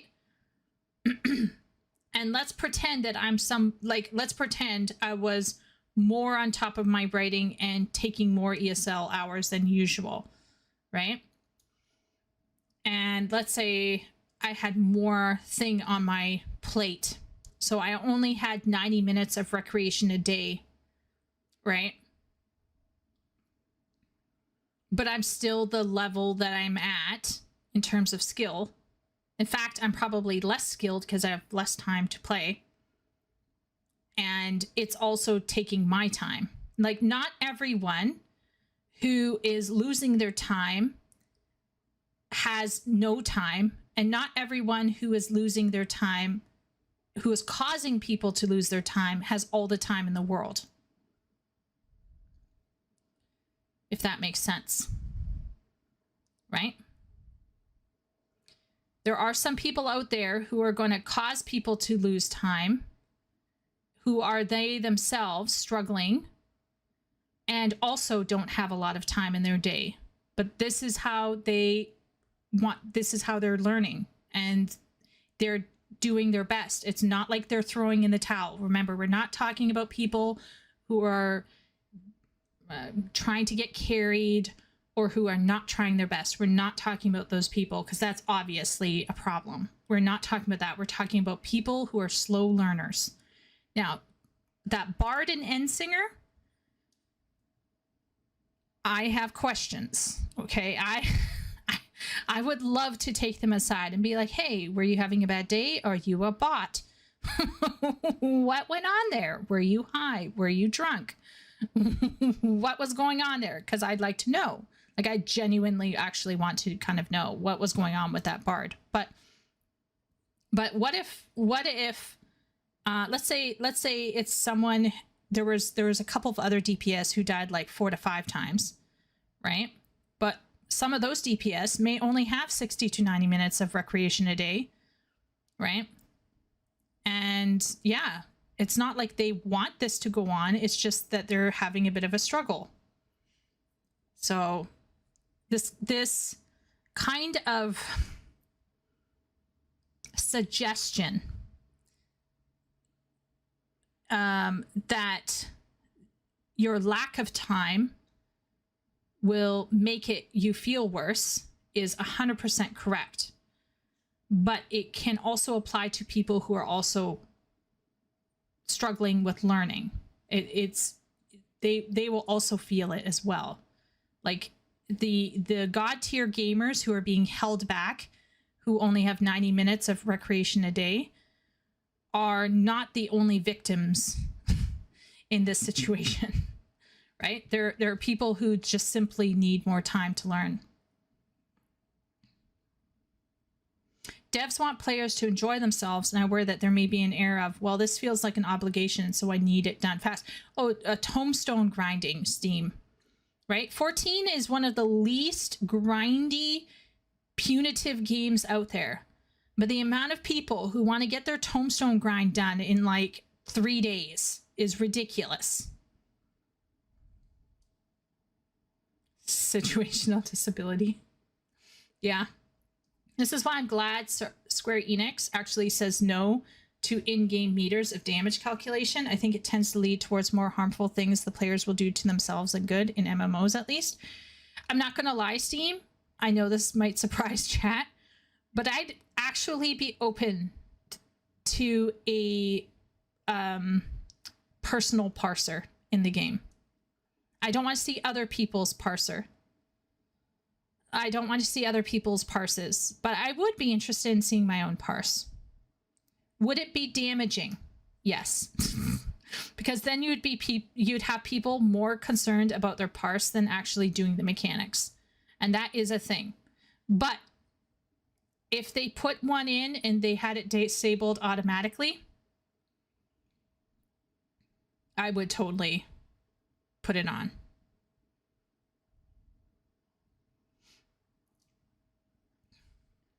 My Cole healer was like that. Big parse chaser. I got to flex with 90% healing and still out DPSing her because she died to greed all the time. Oh my lord, Tessa. Now, is that rude and narcissistic because she's just chasing her parse? I wonder. Having 90 minutes a day is a situational disability. You can't choose which NPCs come with in duty support. Trust has options. Yeah. I have pet peeves. Oh, what pet peeves do you have, Karma? Let's hear them. We have some people in here. Okay, so we have some people. Karma, first you got to place yourself in our spectrum here. Okay, Karma, where are you at? We have little time, lots of time, low skill, high skill. So people like Wooly and Rufus, VLX, Jonathan, I forget who is TI, Tickler, I think that's my sister. Okay, we got, who is this S over here? I forget who this S is. Okay. All right, but we have all of these people here who, when they roll into a dungeon, they want to clear it in a reasonable time. And if someone dies if someone doesn't appear to be trying hard, it's not a good time for anyone. And they may get exasperated.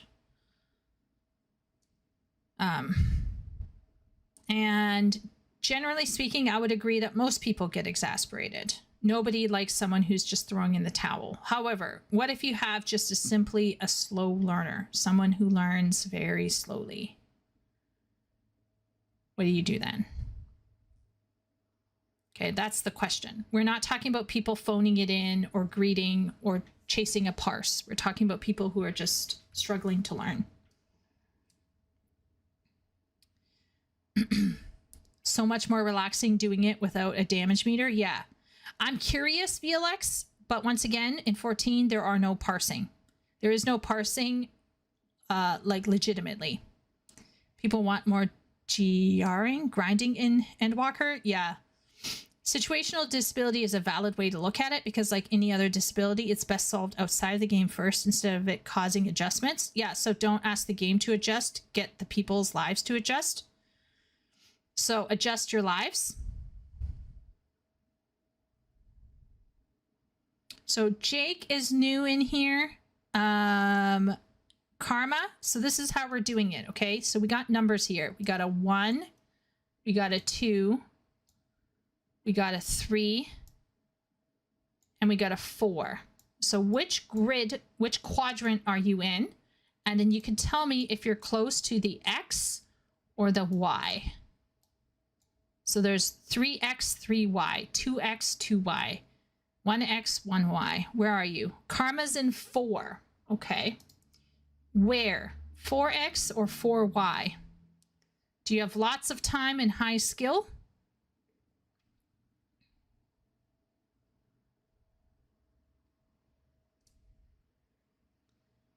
Okay, so Jake Stamper is in the middle of 4. Okay, so we'll put Jake here. Jake S. Stamper. Okay. Okay, so we'll put Karma Jin right here. CJ. Is anyone else not in here?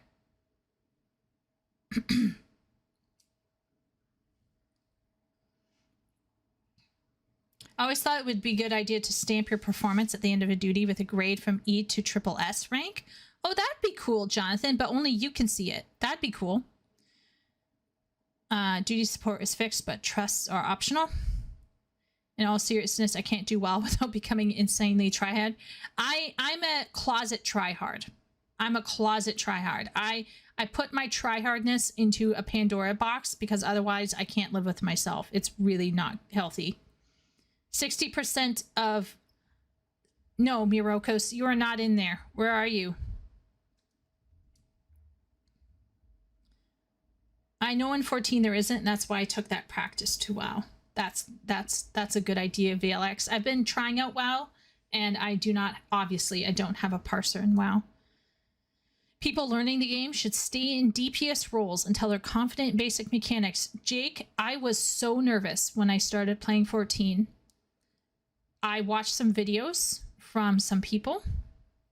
Mirokos, let me know what quadrant you're in and where in the quadrant you are. So I have a thing now that I follow usually, unless, so first I will run trust, step 1, trust, step 2, real with DPS, summon. So I will play a summoner. I'll do trust with summoner. Then after I get that under my belt for a while, step number 3, trust with white mage. And then step number 4, real with healer, white mage. And then step number 5, everything else. This is how I am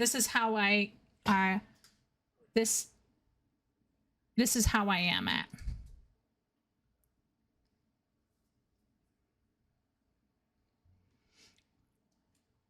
This is how I go.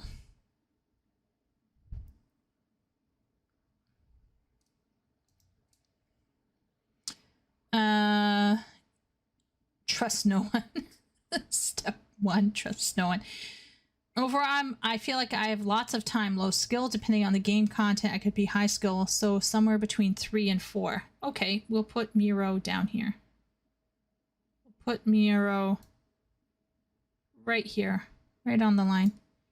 Oh my gosh, Ben wants me to move him down. Oh my Atlanta. Okay, fine, Ben.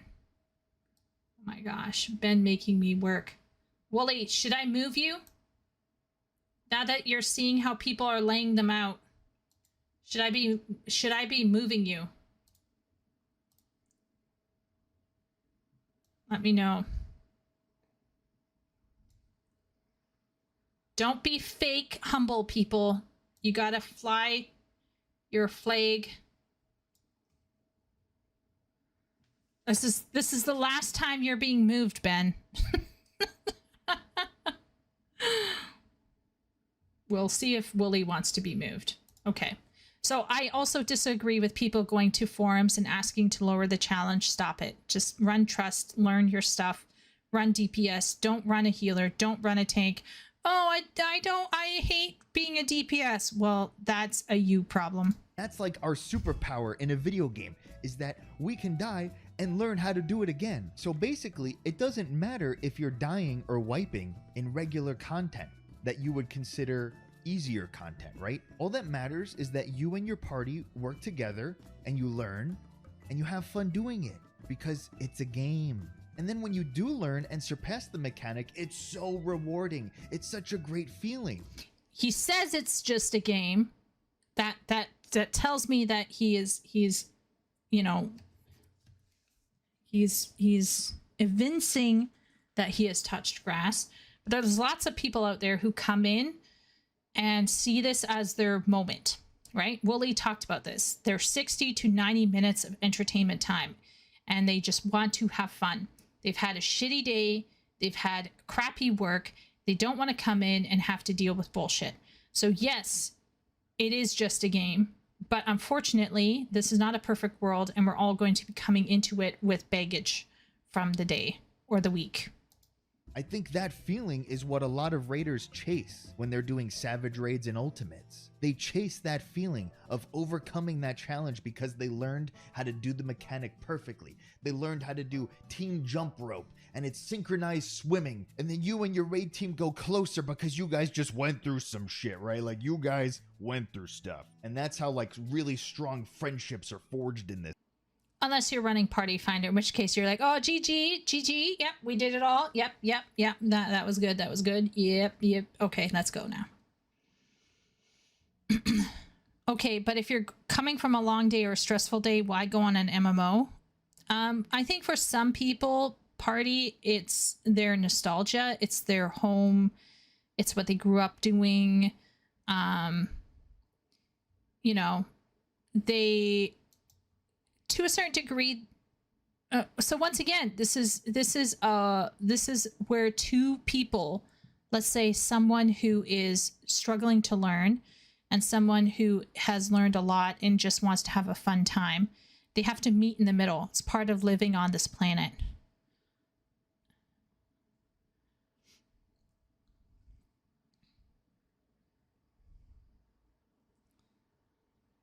No, Karma. He's talking about Dawntrail. Okay, so here's the point that Larryzaur is trying to make, okay? Okay. Larryzaur is trying to make a point that it's okay to fail a bit in the dungeons and die a bit in the dungeons. Okay? And you can go into Savage tier even, and you can go into Ultimate tier even, and you can also have fun there with the right group that matches your playstyle. Which is why if you go to any Final Fantasy XIV Reddit rating group, they break it down with casual ultimates, mid-core ultimates, hardcore ultimates, linked to time and approach and how the people interact. So he is definitely talking about Dawntrail, but he's extending it to talking about, you know, other stuff as well. The tank is the easy option for dungeons, at least. Collect mobs, rotate cooldowns, ditto the boss, but face away from party. Etc., etc. It's possible. It's possible. Maybe for some people, tank would be very natural to them, depending on the tank as well.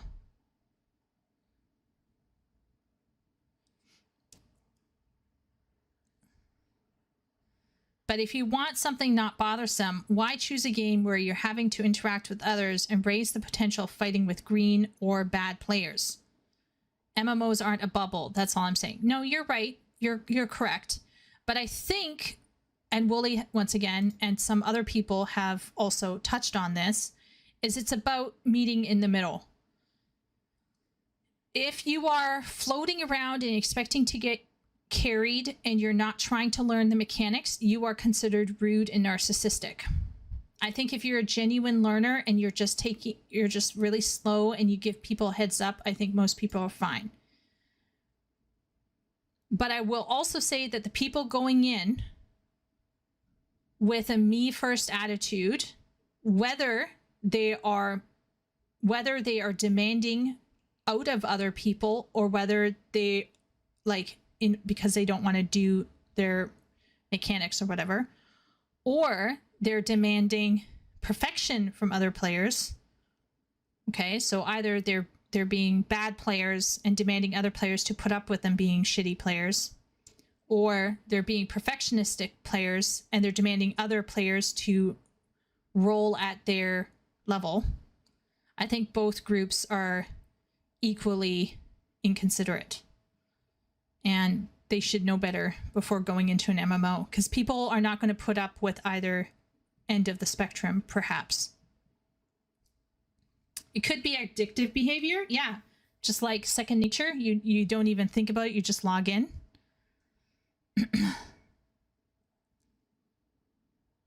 Shay, I do not handle... So Shay says, knowing placements for the bosses and things like that is not at all easy for some players. They find it very stressful.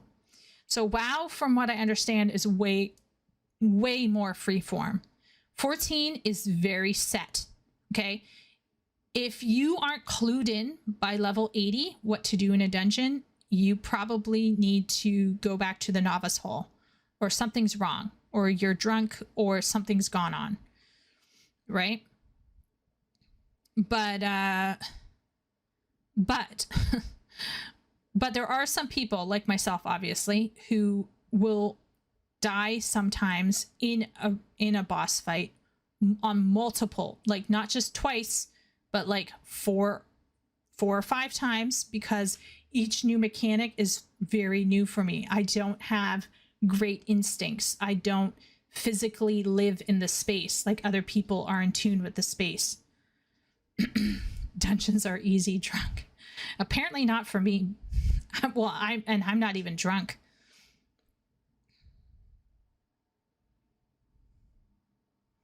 Reason why you would face difficult content in MMOs is because you might have already done anything else. Yeah, that's true. But Party, I think, is talking about why go into an MMO if you are short on time and you know that you're going to deal with people that are either going to be struggling genuinely, or are going to be not trying at all, or are going to be hyper perfectionistic and hyper toxic. Why would you go into an MMO?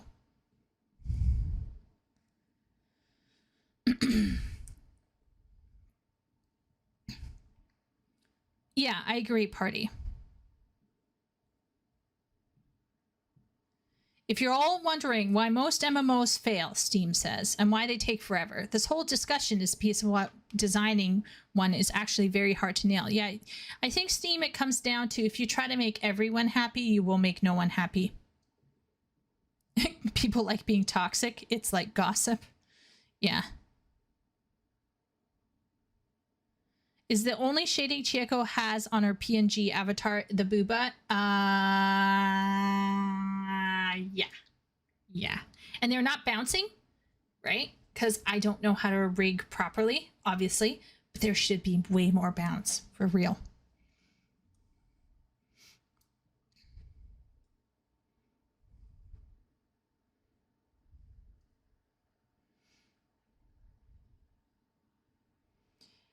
Obviously, you should make the majority happy. Yeah, because that will bring in money. And they tend to be casual to mid-core people from my experience. Yeah, that is also probably true. It would be bouncing, but you can't do it. Yeah. Let's just well, no big girl wants her boobies to be bouncing that much. VTuber model when? What are you saying about my current one, Jake? What are you saying? What is that, shade?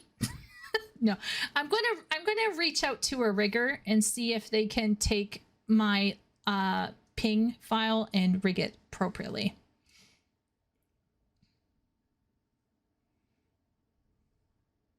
They can't justify the resources spent on raiding. Oh, interesting. As far as why would you come to an MMO? Well, because of what it's promoting to you. Who doesn't want to be the hero, the badass, the best culinarians? So many routes if they're provided. Yeah, but I think what Party is suggesting is a world where people would recognize that they... how can I say this?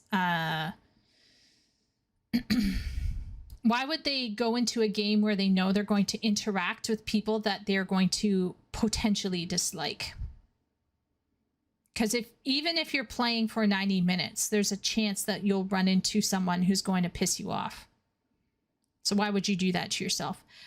Jake, I was told by people that this avatar is where it is at. Okay, this avatar is breaking ground.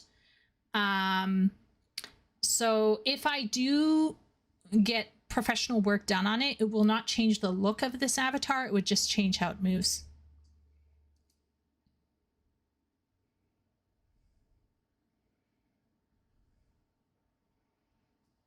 A good MMO is a collection of mini games with friends. Yeah, that sounds fair. Ruzi prefers the old static avatar. Why? Because you don't want me to stare into your soul, Ruzi? Why do anything at all if there's a chance you won't like it? You wouldn't believe how many people will not attempt anything if they think they won't like it.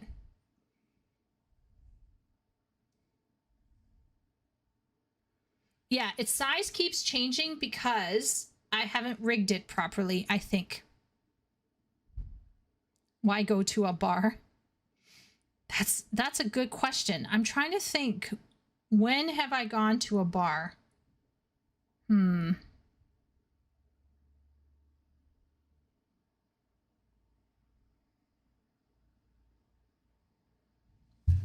think the last time I went to a bar was probably in 20...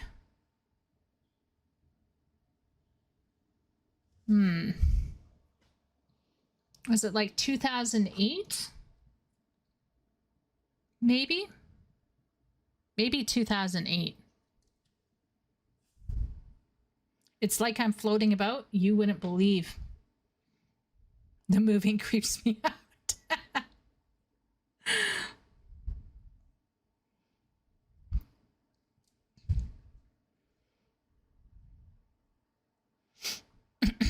I mean, people go to bars to chill, even though bar fights happen. That is true. People go to hockey games, even though hockey game fights happen. Right? So I guess people go into MMOs knowing that there's a chance they're going to be annoyed. Thanks to their life and other stuff going on, they might feel like they I don't know people who go to bars. I don't go to bars, really. I've never been drunk in my life. And the bars I went to were more sports like. They weren't really like if there was drunken fights, it would have happened long after I'd left. So, okay, let's keep going. This game. And you know what? That wouldn't happen if it was too easy. It needs a healthy dose of challenge. Now, it is really hard to get that right. Here's an example of when it's too hard. Gordius.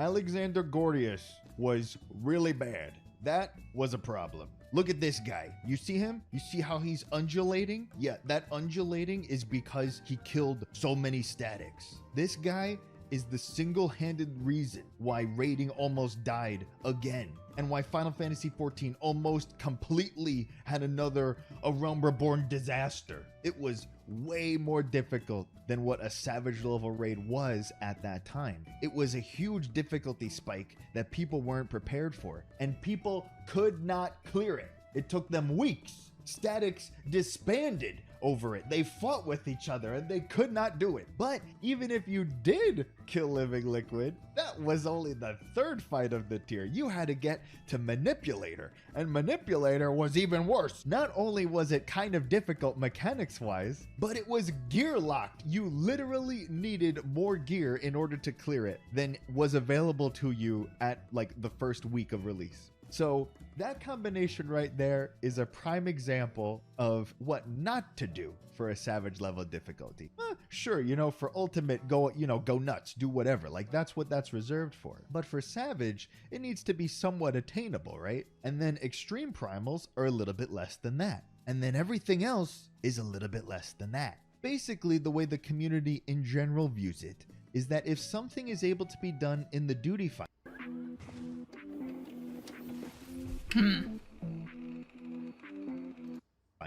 you expect to be able to clear it within the time limit. That's all. That's your expectation. If you queue into a dungeon, as long as you can kill it in the time limit, that's acceptable, right? That's okay. Now, if you're really running out the time limit in a dungeon, I mean, something's going horribly wrong. But you can still do it, right? Like, that is the expectation. You queue into it and you expect you guys will clear. Extreme Primals and Savages and Ultimates, if you just queue in the Duty Finder, you're not really expecting to clear, now are you? Now, okay, that's in like not Japan areas. Like in Japan, they actually do the reverse of what we do. They use the party finder in order to learn, and then when they're ready to go clear, they go and hop into the duty finder. But us, we use the party finder in order to get groups together to clear that more challenging content. Now, this also brings up what the devs were talking about with making job design more difficult. I now understand what they were talking about when they mentioned that you guys don't want us to make the jobs harder because we already made the regular content harder and you guys can't handle both at the same time. And I agree. We need to ease into it, okay? So it makes sense. Have the jobs where they are right now, and then the difficulty and the challenge can come in the content itself. Once people are used Could you have imagined if they made the jobs more difficult and then they made the Dawntrail content more difficult as well? Oh my lord. Could you imagine? Oh my good heavens. That would be hilarious. People would be dying in the streets. It would be funny. I would just be like, I'm going into trust and I'm not emerging.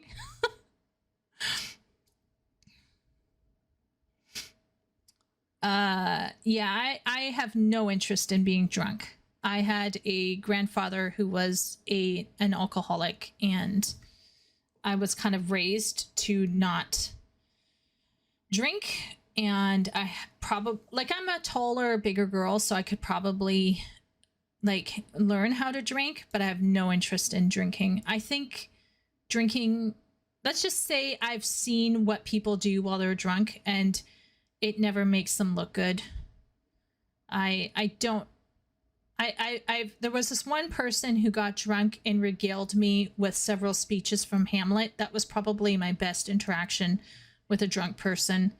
Almost everything else becomes soppy, emotional, incontinent, aggressive. Yeah,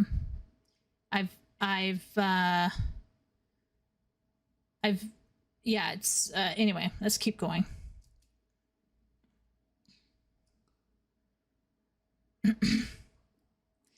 You can be an alcoholic anywhere, no need to be. In fact, I would argue the most dangerous alcoholics are not at a bar, they are at home. Yeah. Yes, this is Larryzaur Ruzi talking about if Dawntrail is too hard. His answer is no.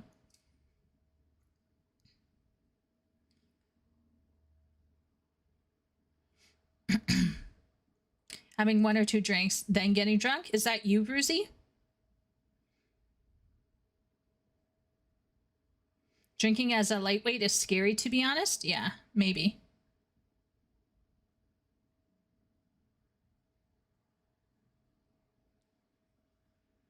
Maybe. I don't know. I just don't. Oh yeah, I've totally have had alcohol. Like a few weeks back, just people who are in my Discord know.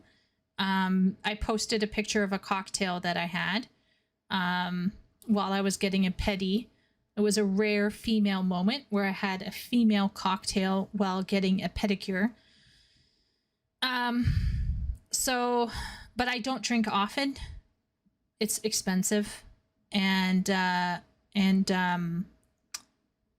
can I say it? I don't find, once again, being drunk or taking drugs or going on hikes or flying kites or going swimming in a lake, these are all extremely physical activities. And there are many, many people in the world who enjoy it. There's no hate from me about that. I just don't. My enjoyment is cerebral. I'm just very cerebral. Party will tell you. I don't find enjoyment in physical activities at all. I don't even enjoy food. Like I will like food and I can tell the difference between good tasting food and bad tasting food, but I do not eat food in order to enjoy it. In the same way that do you know, like, So sometimes like I read kind of like, you know, Fujoshi kind of trashy stuff, and they're like, I'm having like this like burrito or this latte or whatever, and they're like, and like they're describing like the physical mouth orgasm that this character is having over how delicious this food is. I'm just like, oh, okay.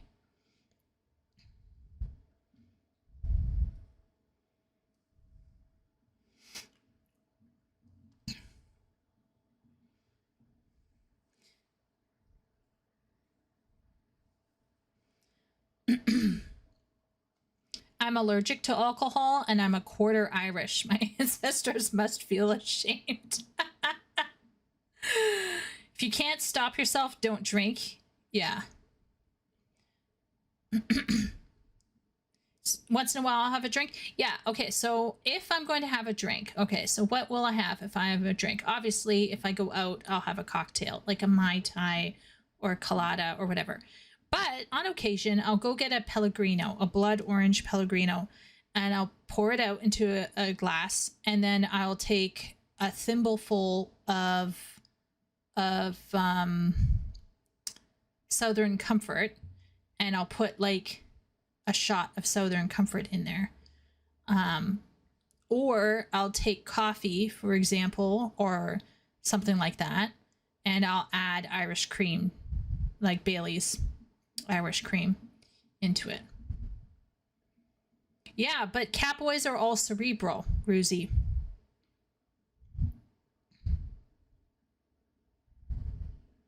I want to go on an ayahuasca spirit journey.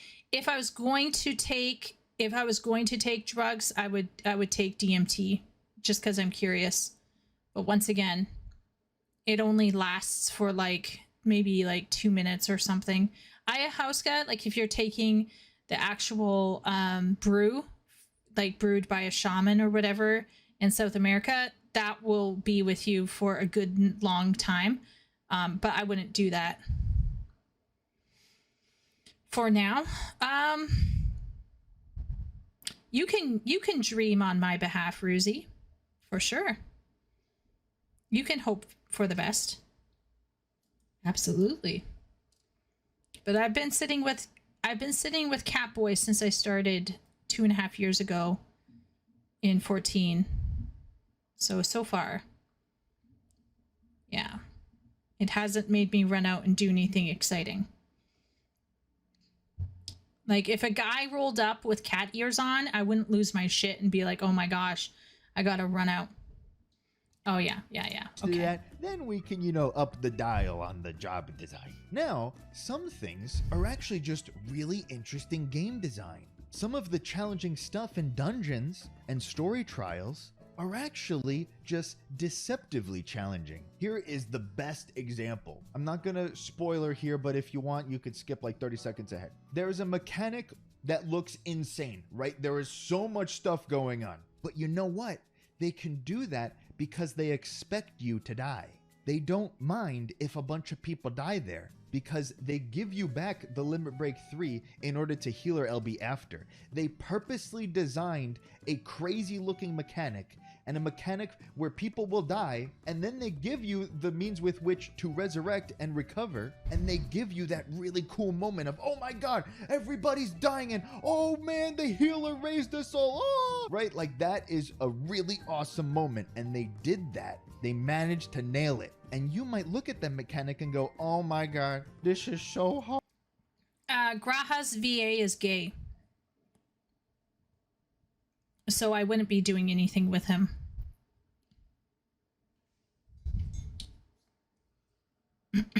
Jonathan Bailey is completely gay. Now, obviously I'm a Fujoshi, but yeah. Graha's gay voice actor? Yeah. Jonathan Bailey is bi, but I think he's currently... I mean, he might not be bi, he might be gay, but I know for sure he has a male partner. I looked him up.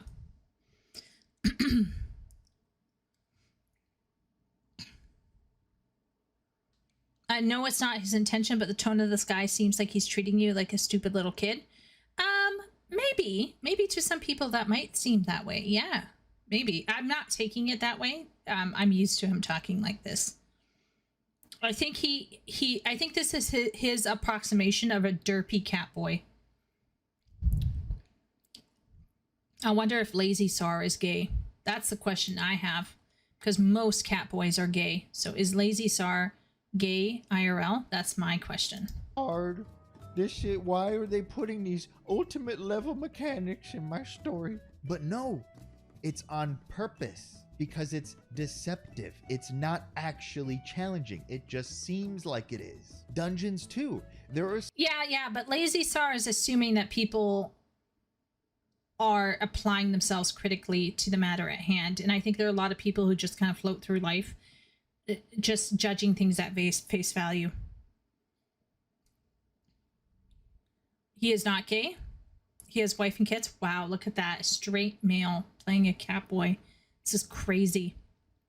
Even better.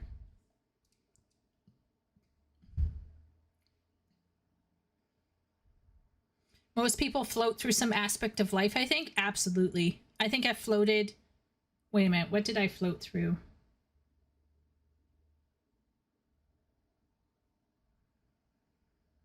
Maybe university. Maybe I floated through university.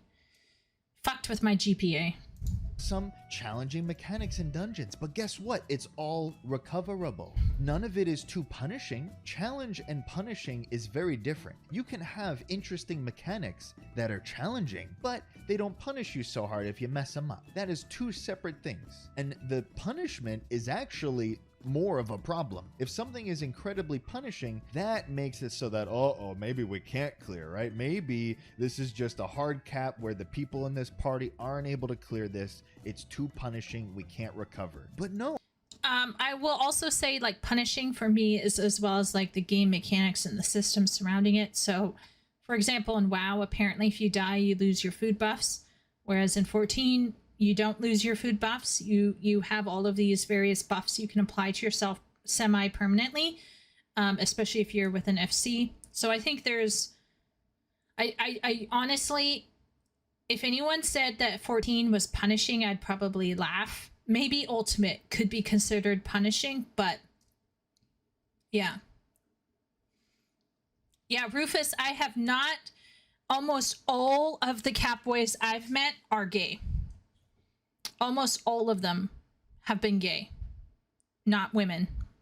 In fact, it is unfortunate, but there was this one guy who gave me his Discord, and then he asked me if I knew the way to Georgia, which it turns out it's like an actual Discord thing, and I had no idea.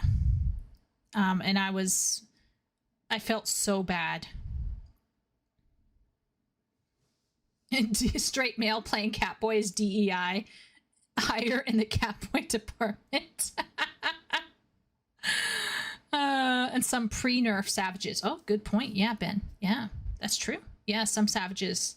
I heard P3S felt bad because of the orange and the red. VLX is going, what?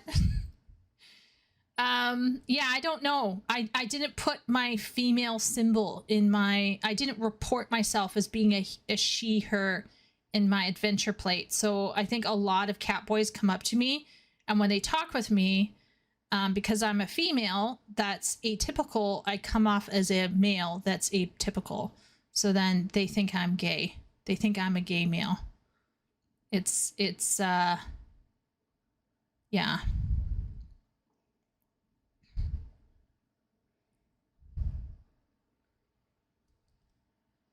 Years ago, he did a travelogue of going to visit his girlfriend in Japan. It was a pretty fun video. Was it, Ruzy? Oh, that sounds...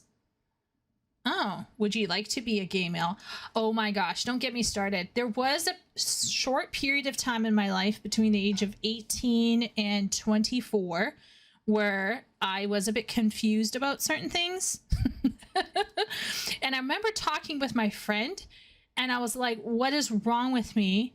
I feel like I'm a gay male trapped in a woman's body. Because I hated being a woman. Yeah.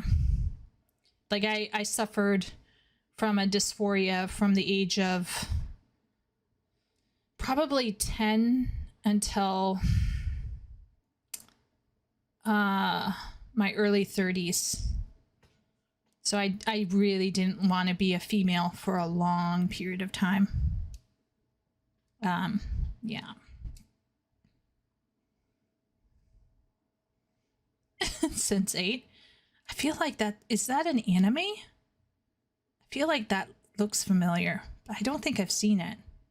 It's a sausage fest. Yeah, I've just met a lot. Live action Netflix show. Oh. No, I haven't seen that then. Okay.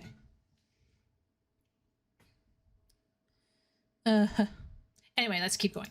Oh, in dungeons, that's not the case. I pretty much expect if I go into a dungeon, again, we're gonna clear, right? When was the last time you vote abandoned a dungeon? Oh yeah, there's another thing about dungeons.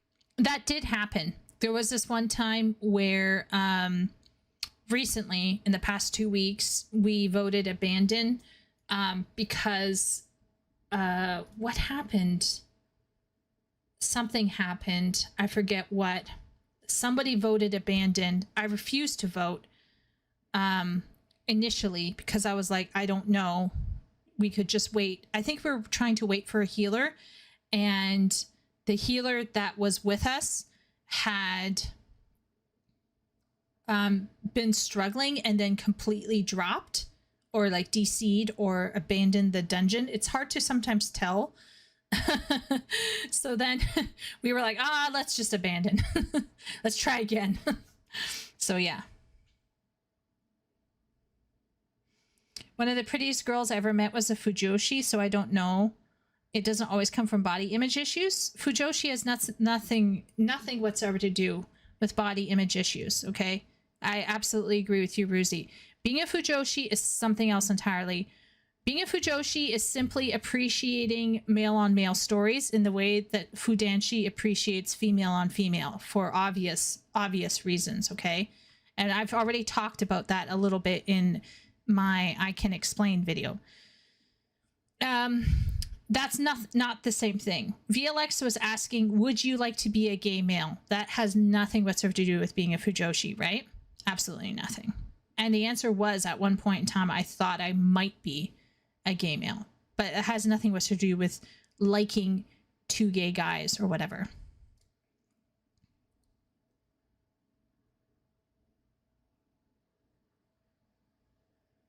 One time while playing WoW, I got vote kicked from a party while trying to explain to them that it was the healer who was failing, and then queued and got through the same dungeon in 15 minutes. You should have like saved all of their names and sent them a YouTube link with you passing it.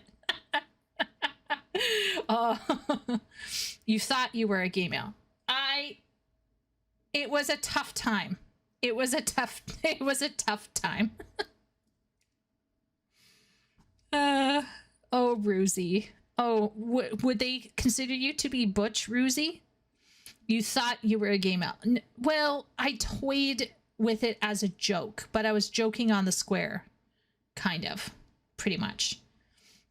But for a while, I had some kind of dysphoria or dysmorphia. I'm not sure. Thank you, Epic. I'm definitely female now, for sure. I stuck with the female thing and I worked it out.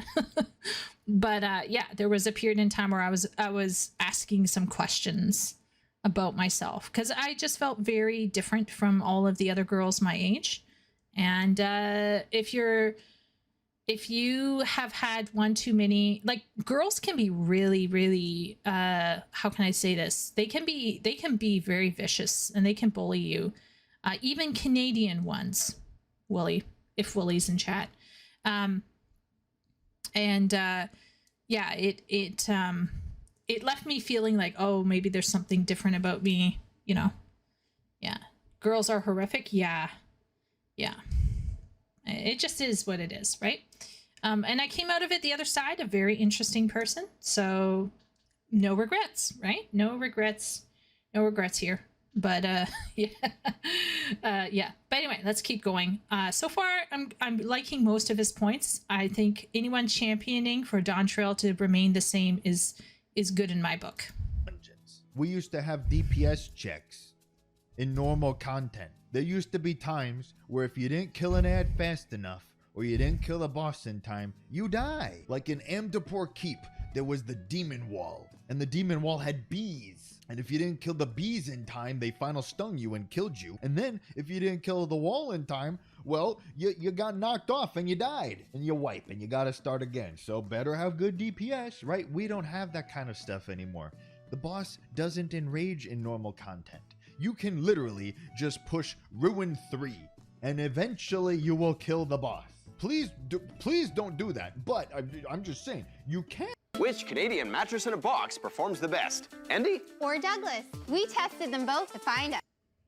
As long as you dodge everything and all you do is push Ruin 3, eventually the boss will die. I think that people are a little bit used to Shadowbringers and Endwalker content design, where the general content like dungeons and story trials and the normal mode raids, where those things were pretty simple, right? You pretty much cleared those things the first try. Well, the game didn't used to be like this. The game used to have much more difficult things even in the normal modes. They're leaning a bit more back towards that. And that is really, it's healthy for the game. It's healthy for the game to have a healthy dose of challenge. It teaches you to learn and it teaches you to be okay with failure. Being okay with failure is a skill, and taking those failures, learning from them, and using that to succeed is incredibly rewarding. Party is very good at this. Party is very good. Whenever we had a rough run through a dungeon, she would be like, let's queue it up and let's go again. Party is the type of person who falls off the bicycle and gets right back on the bicycle. I fall off the bicycle. I take the bicycle to the side. I look at the bicycle. I look at myself. I look at the bicycle. I look at myself. I run some pre-visualization exercises. I try to recall as best as I can what has gone on. And then I try to visualize what things I could do in the future to make sure that this doesn't happen again. And then maybe I will get back on the bicycle.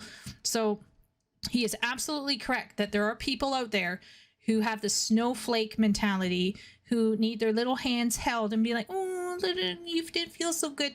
And I put myself sometimes into that category because I'm a perfectionist and I want to do well. I don't want to let myself down. I don't want to let other people down.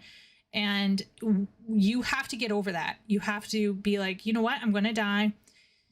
Things are going to happen. But as long as I'm trying my best and I'm not asking for a carry and I'm not being stupid on purpose, I'm not trying to ruin someone's playthrough, I think people will overall appreciate that, and it's okay if you die.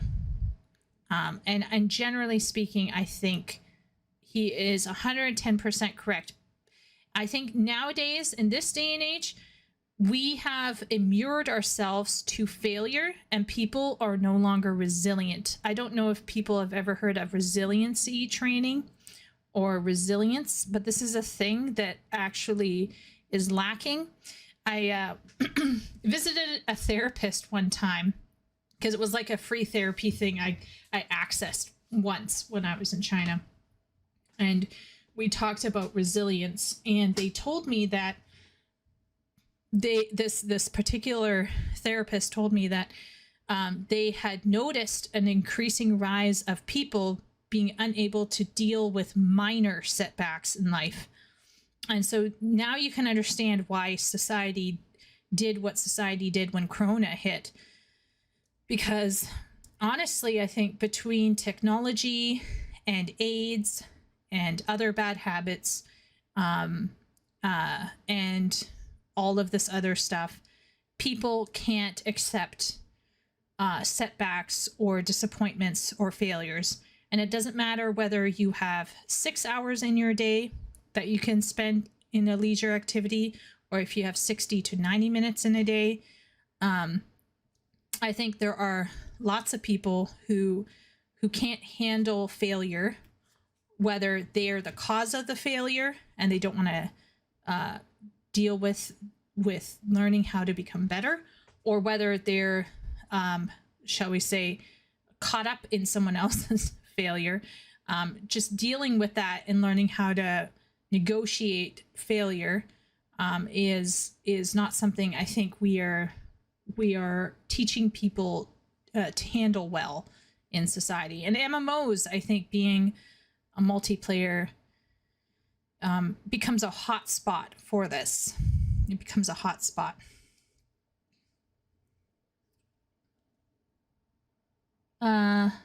Girls are okay. Canadian bully sounds like an oxymoron. I know. Canadian bullies are like Japanese and British bullies. They ostracize you socially. They shut you out. Sometimes they'll say something, but if they do, it's like extreme shade. And they will more or less shame you. Aggressive door holding. I must say the sense of challenge in Dawntrail has been very appreciated. So far, I've appreciated it. Being okay with failure is a skill, absolutely. I can't stress how important challenges in games, like Don't Get Me Started. Yeah. When I fall off a bike, I lose my shit and then get up back on it after a minute or two.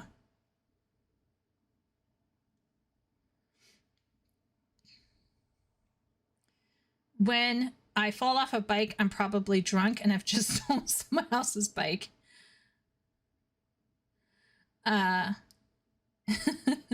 When I fall off a bike, wait, why do I have a bike? You're completely right about people becoming insulated and unable to cope with anything. Yeah. I think school getting easier and getting all A's becoming the norm has contributed to this. Ooh, Ruzy. Yeah, all of those participation trophies are coming back to bite us in the ass. There's a lot of people who have simply never failed at anything. Yeah, that's true. Yeah, I failed a lot. So when I was homeschooling, it's hard to fail when you homeschool because there's no defined notion of grades. And when I went to public high school for my 13th year, let's just say things were like, it was like going from like a militaristic boot camp into summer vacation. I thought I was, everything was cozy. I think my 1 year that I spent in high school, I graduated with like 96% average. It was disgusting. It was just stupid. So anyhow, so everyone in my homeschool group, everybody at church, everyone didn't know much about me. They didn't know like half of what was going on inside my head, but they knew one thing, and that was that I was super nerdy, super, academic. And then I went to university, and it was like I got clipped upside the head. It was like meeting Xenos for your first time in Stormlight. It was a tough time, and I failed 2 electives. I never failed English. I will say I've never failed an English course, but I failed 2 electives. And it was a learning experience for me, and I was so shattered. I walked away from university for, let's see, so I did it from 18 to 19. I didn't go back to university for 3 years, maybe 3 or 4 years. I just stopped and I didn't go back. And my parents allowed it because they're not like super pushy. They don't push us to go in to get post-secondary degrees. So they were like, okay, you can just go and work and do whatever. But I was so unhappy, and they could tell. And so eventually I knew that I had to go back in order to teach overseas, because I decided that's where I needed to go. That's what I needed to do. But yeah, once again, so like me learning to like calm down after half an hour. Like it took me about, the last time that I had a negative comment in a dungeon, I think I spiraled for like half an hour to 2 hours. And that to me is an incredible improvement compared to me wasting 4 years of my life struggling to deal with the fact that I failed 2 courses at university. It's insanity.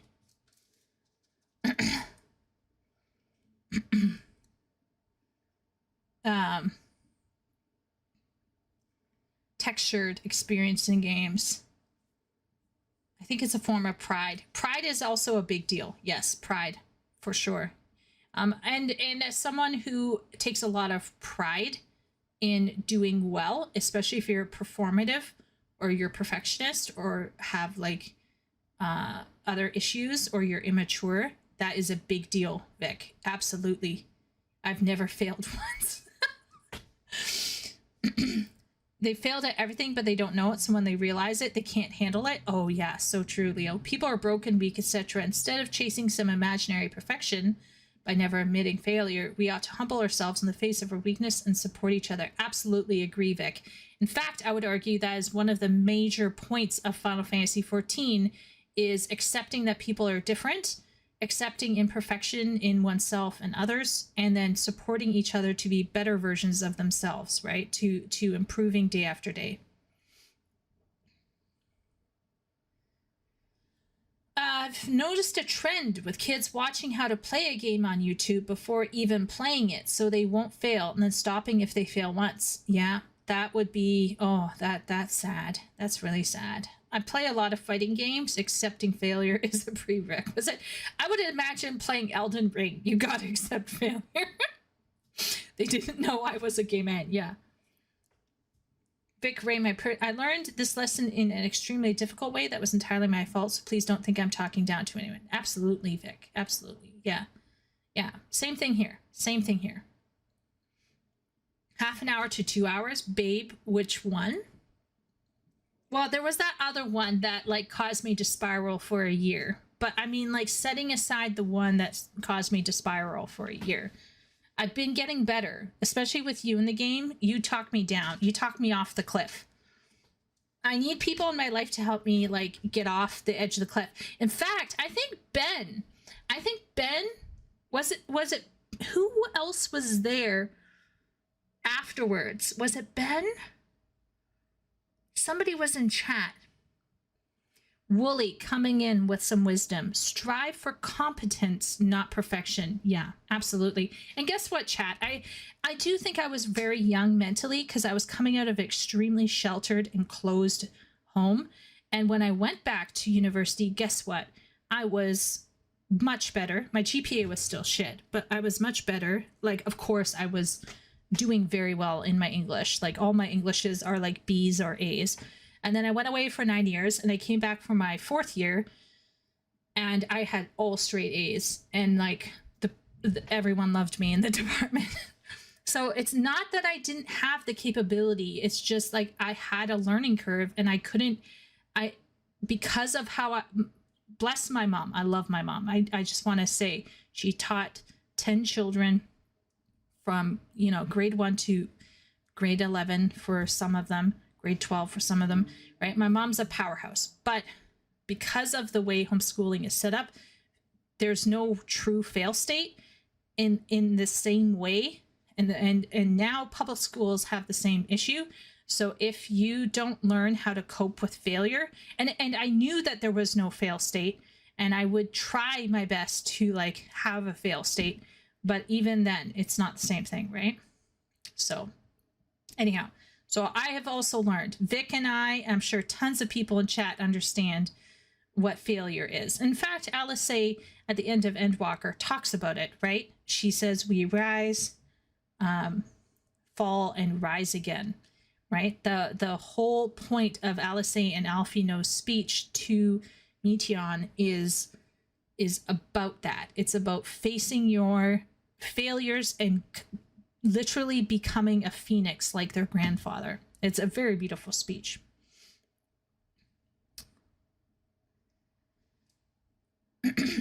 This was a problem for me in my 20s because I'd barely ever failed before that point, and then I failed big time. I remember in grade 13, my professors told me that you would drop 1 grade when you went to university. So they warned me about this, okay? They said you will drop 1 grade when you go to university. You will drop 2 grades if you have a boyfriend or girlfriend. And I had no boyfriend or girlfriend, so I knew I would drop 1 grade. So I was ready for that. And indeed, that did happen with my English classes. But my 2 electives that I took were poorly chosen, and I was watching too much TV because my grandmother had cable, and we weren't allowed to watch TV growing up. So between that and working part-time, I stopped going to those 2 classes. I didn't even go to the final exams. It was a complete shit show, and I felt completely ashamed because I knew it was all on me. I just went right off the rails in terms of like getting like not applying myself. I wasn't going out and be like, I wasn't a wild child.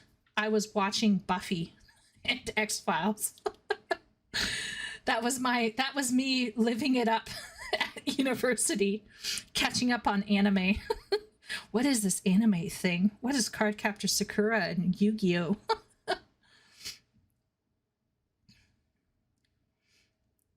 Seems like everyone has a turbulent time in their 20s. Absolutely. 20s are a complete shit show. Talk down equals shitting on the asshole. Party is a great encouragement. There was someone in chat with us afterwards who was like, "Oh, don't beat yourself up, Chieko. It's okay. You'll do better next time." I don't think giving school a fail state will lead to positive results. It depends on how it's done.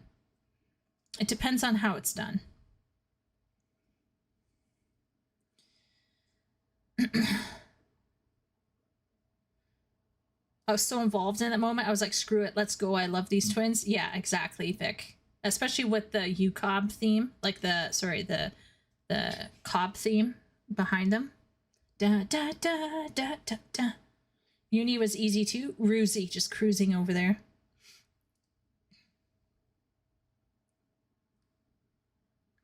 Yeah, exactly, Vic. I loved it. I was like, a tale as old as time. Yeah, I got into X-Files, Beastmaster,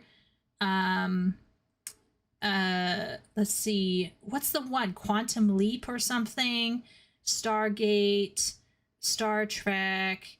I was speed running things I had never seen before. Attack ships something of Orion.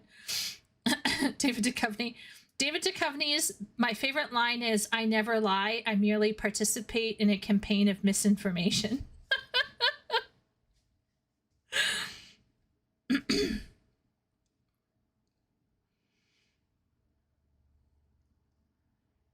Oh, the one with the mom having incest with the sons. Did I like it? No. Did I think it was interesting? Yes. Yeah. Anyway, let's keep going. So far, I have no real beef. We'll also mention that the type of challenge in these dungeons and normal mode raids are actually the best possible type of challenge they can do. Let me explain. They are not make or break knowledge based. And what I mean by that is, maybe the first time you see it, you die to it, right? But it was very apparent and clear what happened to you. And you know, was it chat? Was it apparent and clear to me? I think I did figure out eventually. Now, the one time it was very clear to me because I was trying to do a limit break when I shouldn't have done a limit break. Chat remembers, chat knows, because I was like molding afterwards because I knew exactly. Chat was like, "Do you need help with the mechanics?" I was like, "No." I tried to agree to limit break when I shouldn't have. Within 1 to 3 tries, you can take a look at it and realize, oh, that's what happened. Okay, I know what to do next time so I don't die. The other type of challenge that this game used to have a lot of is heavily knowledge-based challenges. An example of this very early on was Brayflox's Long Stop. Do you remember the dragon at the end of Brayflox's Long Stop? Well, that guy used to really hurt, okay? And that alone, you know, that's okay. But, you know, he would spit out acid. Okay, you know, just dodge the acid. No, he had a habit of spitting the acid right under him because, you know, you'd hit the tank or the melee and now the acid is under the boss. And when the acid was under the boss, what do you think happened? He was invincible, and I think maybe he healed too. I don't even know, but yeah, you could not kill him. If the boss was in the acid, he was unkillable. And so you had to know to run him out of that. A lot of people early on did not know to do this. So it was very common where when you were leveling and you got Brave Flox's long stop, you know you're going in the party and being, bring the dragon out of the acid. There were many things like this, especially in A Realm Reborn and Heavensward, where the mechanic itself is not particularly telegraphed, but you just have to know what to do. Otherwise, everybody will die. Those are the type of mechanics where I find that in order to really get good at them, you just have to play the game a lot and you participate in the community and you learn, right? You just learn by being a part of this world and realizing what happens. These other types of challenges are more about just execution, just seeing what things are happening on screen at the moment and executing on them. So yes, they're challenging, but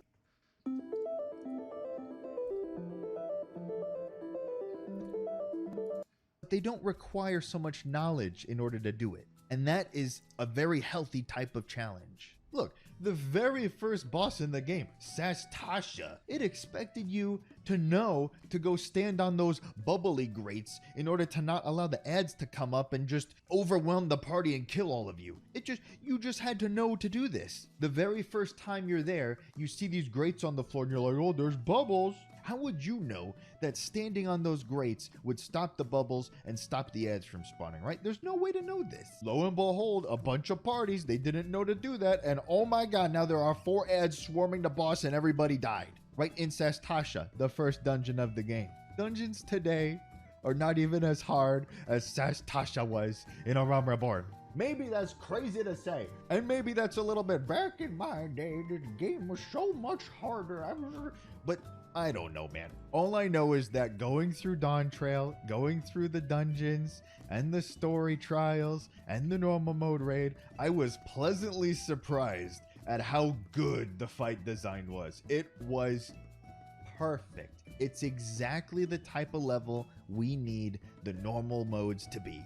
It's just challenging enough to wipe the party sometimes, and that's okay. You get up and you try again. All this to say, if you're somewhat newer to Final Fantasy XIV, maybe from Shadowbringers onward, I hope you enjoy this level of battle content because I think and I hope it's here to stay. And maybe if you just consider your mindset to be more okay with failure, I think you'll come out the other end of this really enjoying this content. So yeah, this is probably a lot of old man yells at cloud, but you know, I love Final Fantasy XIV, I love the direction it's going in, and it's seeming like we're in a really good spot for the start of the next 10 years of this adventure. So buckle up. And you know, if you're still having problems, you could always just play Summoner. It's really easy.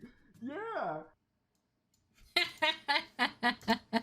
Yeah, I definitely think there are probably a lot of snowflake people who are running around boohooing because it's not as easy as they wanted it to be. And at the same point in time, you have a whole bunch of people who are basically, I don't know, they